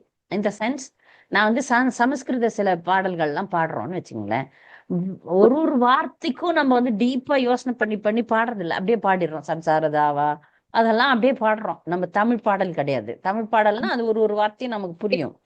இது வந்து ஓரளவு நமக்கு புரியும். குருவை வணங்குறோம், இது பண்றோம், இந்த பிரார்த்தனையினுடைய ஓவரால் எசன்ஸ் நமக்கு இருக்கும். ஆனா டீப்பா நம்ம உள்ள போறது இல்லை. அதுல முக்கியமான கருத்து என்னன்னா, அது யாருக்கு கொடுக்குறோமோ அவருக்கு நல்லா புரியும். புரிஞ்சதுனால அவர் கண்டிப்பா காப்பாத்துவார். நரசிம்ம மதியம் சரணம் பிரபத்தே அப்படின்னு நீ சொல்ற, அப்படின்னா என்ன அர்த்தம்? சரணாகதி எடுத்த என் பக்தனை நான் காப்பாத்தணும்ன்றது அவருக்கு, அவர் காப்பாத்துவார் இல்லையா?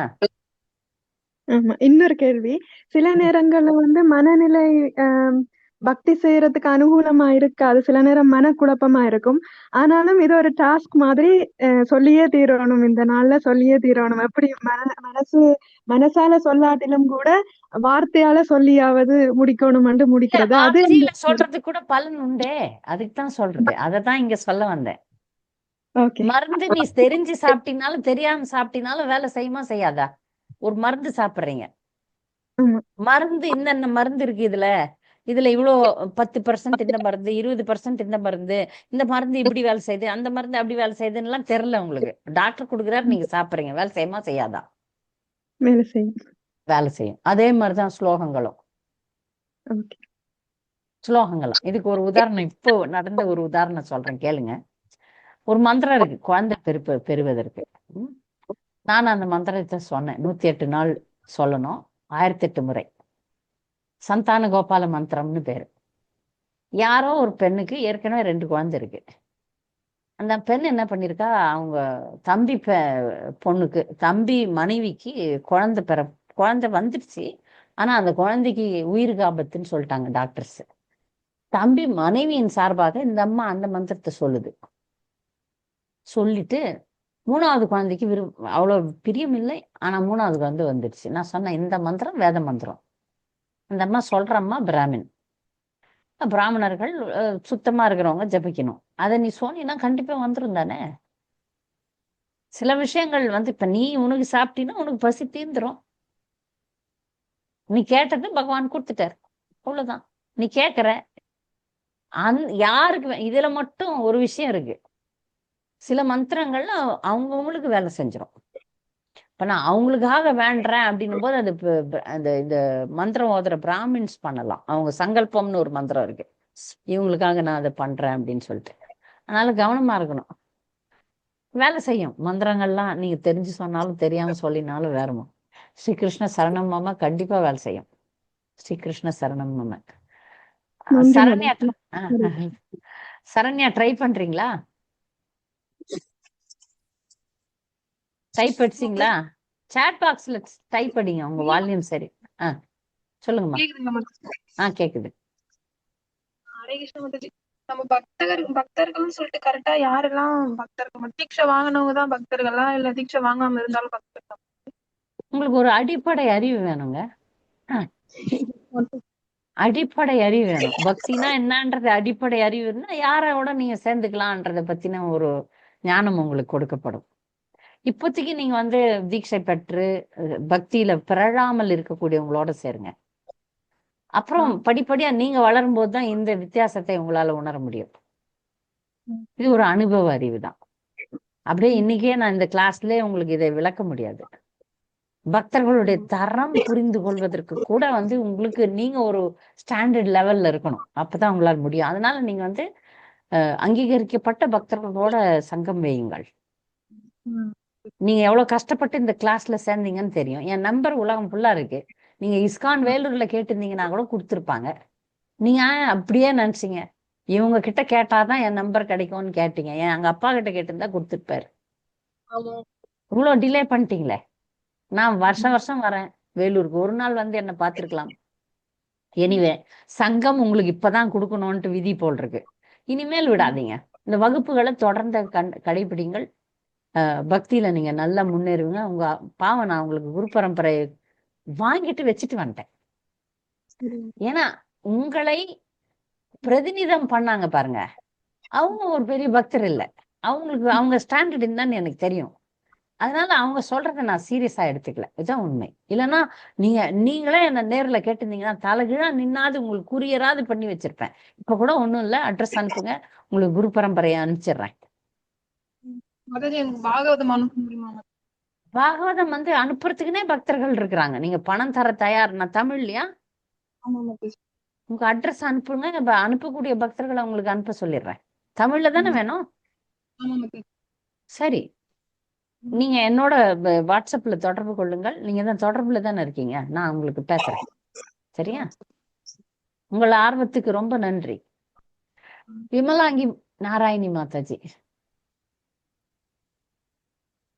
விமலாங்கி மாதாஜி.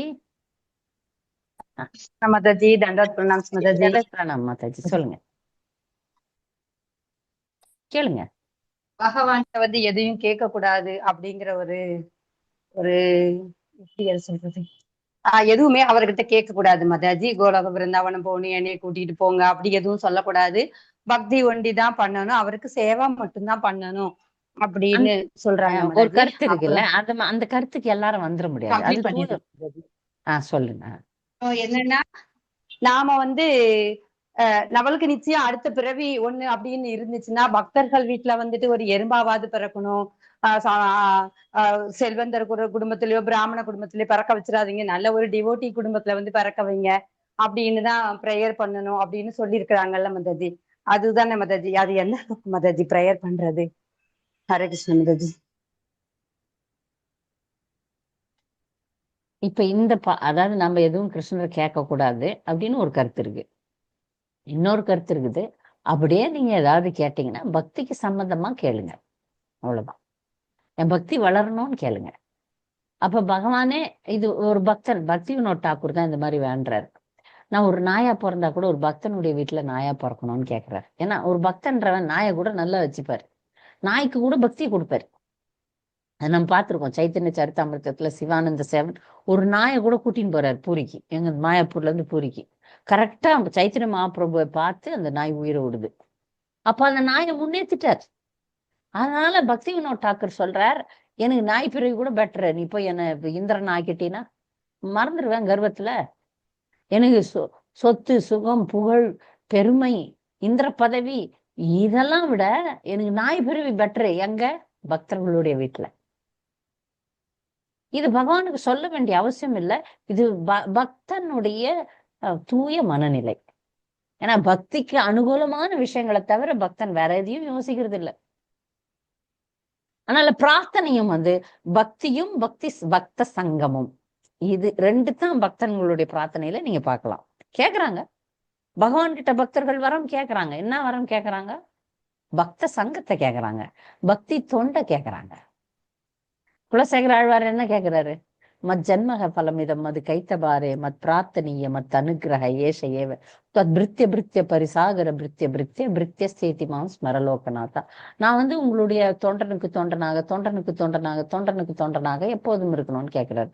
இது பிருத்தியம். பிருத்தியம்னா தொண்டனுக்கு தொண்டன் ஆகுறது, அது கேட்கிறாரு. பிருத்து மகாராஜர் என்ன கேட்கிறாரு? எனக்கு நகாமயேனா தப்யஹம் கொச்சின் நயத்ர யுஷ்மா சரணாம்புஜாசவ மகந்தமாந்தர் ஹிருதயான் முகோச்சுதோ விதஸ்வ கர்ணாயுதமேஷமே வர.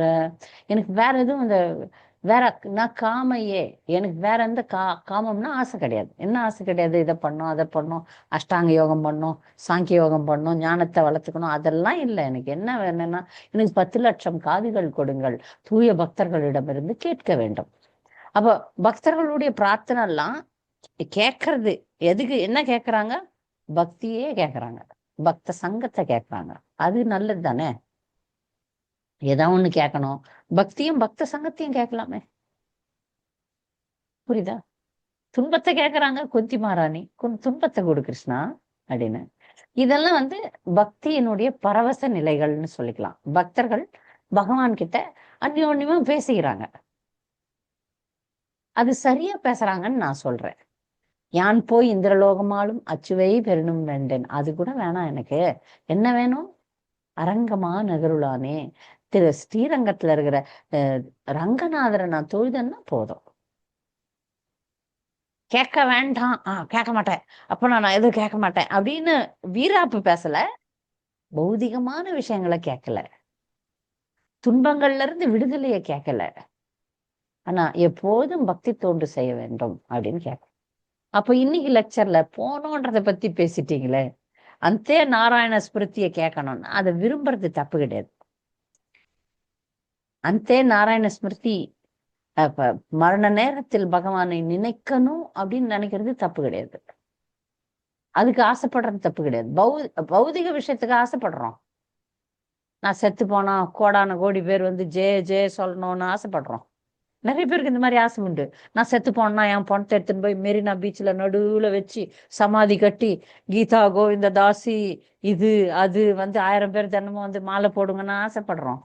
அது பண்ண மாட்டோமே, அதெல்லாம் பண்ண மாட்டோமே. நான் செத்து போனது எவனுக்கும் தெரிய தேவையில்ல, தூக்கி போடுங்களா அந்த உடம்ப. கேட்டார்ல கௌர் கிஷோர் தாஸ் பாபாஜி, நாய்க்கு கழுக்கு இழுத்து கொண்டு என் சரீரத்தை போடுங்கன்னு கேட்டார். பக்தர்கள் கேட்கறாங்க, ஆனா பக்தியை கேட்கிறார்கள். பக்தர்கள் ஆசைப்படுறாங்க, பக்திக்காக ஆசைப்படுறாங்க. அதுக்கான வழிமுறைகளை சொல்றாங்க. நிஜமா தூய பக்தர்களுக்கு எந்த ஆசையும் இல்லை, எதையும் பகவான் கிட்ட கேட்கறதே கிடையாது. புரியுதா விளக்கம்? சரியா ஹரே இருக்கு? கிருஷ்ண மாதாஜி. மாதாஜி நல்ல பகவான்கிட்ட நல்ல எனக்கு பக்தி பண்ற சேவையை கொடுங்க, தொண்டு பண்ற சேவையை கொடுங்க, அப்படி ஒரு பிரார்த்தனை மட்டும் வச்சுக்கலாம்ல மாதாஜி? வைக்கலாமே. அதுதான் ஹரே கிருஷ்ண கிருஷ்ண கிருஷ்ண ஹரே ஹரே ஹரே ராம ராம ராம ஹரே. ஓகே மாதாஜி. ஓ கிருஷ்ணரே, எந்த ஒரு பிரார்த்தனையும் சக்தியோ பகவானே கிருஷ்ணரே, கிருஷ்ணருடைய சக்தியே என்னை உங்களுடைய சேவையில் ஈடுபடுத்துங்கள்ன்றதுதான் ஹரே கிருஷ்ண மாமந்திரத்தினுடைய பொருள். சரியா? ஓகே மாதாஜி. ஹரே கிருஷ்ணா. தேங்க்யூ மாதாஜி. நன்றி. கிருஷ்ண மாதாஜி. கேளுங்க மாதாஜி. ஹரே கிருஷ்ண மாதாஜி. அந்த கதாகிரியில இருந்தாரு சைத்தன்ய சந்திரா மகாராஜா, அவரு மகாராஜா. ஆமா ஆமா, அவர் போயிட்டார். ஆனா அவர் சொன்னார் தான் திருப்பி பிறக்கணுமாம், பிரபோதன புத்தகங்கள் எல்லாம் படிக்கணும்னு கேட்டிருக்கிறார். அவர் அப்படி ஆசைப்படையில, திருப்பி தான் பிறந்து பிரபோதன புத்தகங்கள் முழுக்க படிக்கணும் அவருடைய ஆசையாம். அதுக்கு பகவான் மீன்ஸ் அதாவது ஒரு பக்தன் வந்து பயப்படுறது இல்லை பௌதிக உலகத்தை பார்த்து. ம்ஹும்.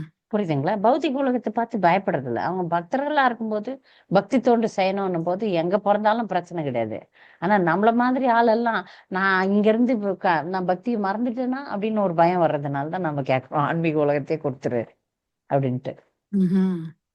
அந்த பக்தருடைய மனநிலை, அவங்க ரொம்ப ஸ்ட்ராங்கான பக்தர்கள், அதனால அவங்களுக்கு எங்க இருந்தாலும் பயம் கிடையாது. நமக்கெல்லாம் பயம் இருக்கே. அடுத்த பிறவில நான் வந்து பணக்காரி ஆயிட்டேன்னா எனக்கு பயம் இருக்கு. அடுத்த பிறவில பணக்காரி ஆயிட்டேன்னா நான் இந்த மாதிரி ஐஸ்வர்யா ராய் மாதிரி சுத்தினா என் வாழ்க்கை போயிடுவேன். நான் கண்டிப்பாக அழகு ஐஸ்வர்யம் எல்லாத்தையும் கொடுப்பாரு. எல்லாத்தையும் கொடுக்க போறாரு பகவான். இப்ப பக்தி செய்யற அனைத்து பக்தர்களுக்கும் இதெல்லாம் கேரண்டி. சுகபோக வாழ்க்கை கேரண்டி. அடுத்த பிறவினா அது நான் மயங்கிட்டேன்னா, அதனாலதான் சுகதேவ கோஸ்வாமி நான் வெளியவே வரமாட்டேன், வயிற்றுக்குள்ளே உட்காந்துக்கிறேன். இப்ப கிருஷ்ணர் கேக்குறாரு, ஏன்பா வயிற்றுக்குள்ளே உட்காந்து, வெளியே வந்தா மாயா பிடிச்சிருக்கோம், நான் உள்ள இருந்து உன்னைய நினைச்சுக்கிறேன் அப்படின்னு. இந்த பயம் நமக்கு தேவை. சரியா? அவருக்கு பயம் இல்லை, அந்த பக்தருக்கு பயம் இல்லை. ஆனா நமக்கு பயமா இருக்கே, எனக்கு பயமா இருக்கு. ஆனா பௌதிக உலகம் அப்படி நம்மளை கீழே தள்ளுறதுக்கு ரொம்ப என்னை விட மாயை சக்தி வாய்ந்தது. அந்த பயம் எனக்கு இருக்கு கிருஷ்ணா அப்படின்னு சொல்றேன். என்னுடைய பிரார்த்தனைகள் அது இருக்கு. ஒரு பக்தருடைய கோணம் வேற இல்ல. அந்த பக்தருக்கு பயமே இல்லை. நான் வந்து பிரபுபாதருடைய புத்தகத்தை பிரபுபாதருடைய புத்தகத்தை யார் ஒழுங்கா படிக்கிறாங்களோ அவங்களுக்கு மாயை பத்தின பயமே இருக்காது.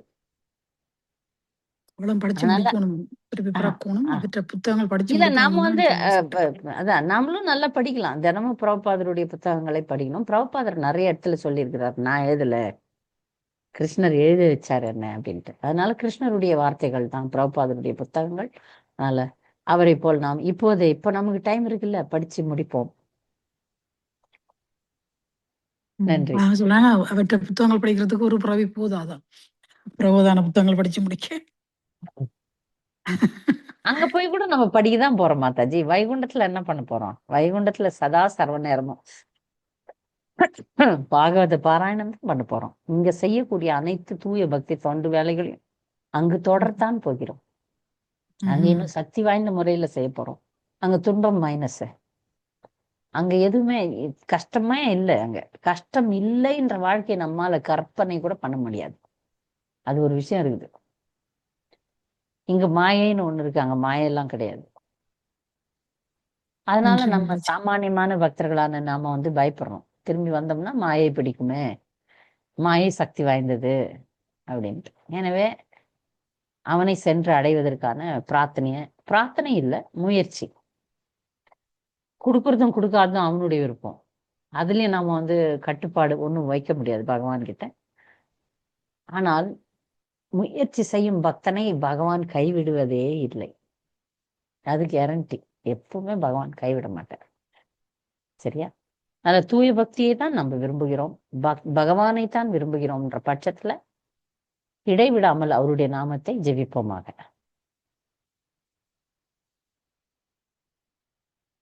வேற ஏதாவது கருத்துக்கள் இருக்கா? சரி, பக்தர்களுக்கு மிக்க நன்றி. மேபி அடுத்த வாரம் வகுப்புகள் நடக்காதுன்னு நினைக்கிறேன். நான் உங்களுக்கு அறிவிப்பு செய்யறேன். வேற ஒரு சேவைகள் இருக்கு.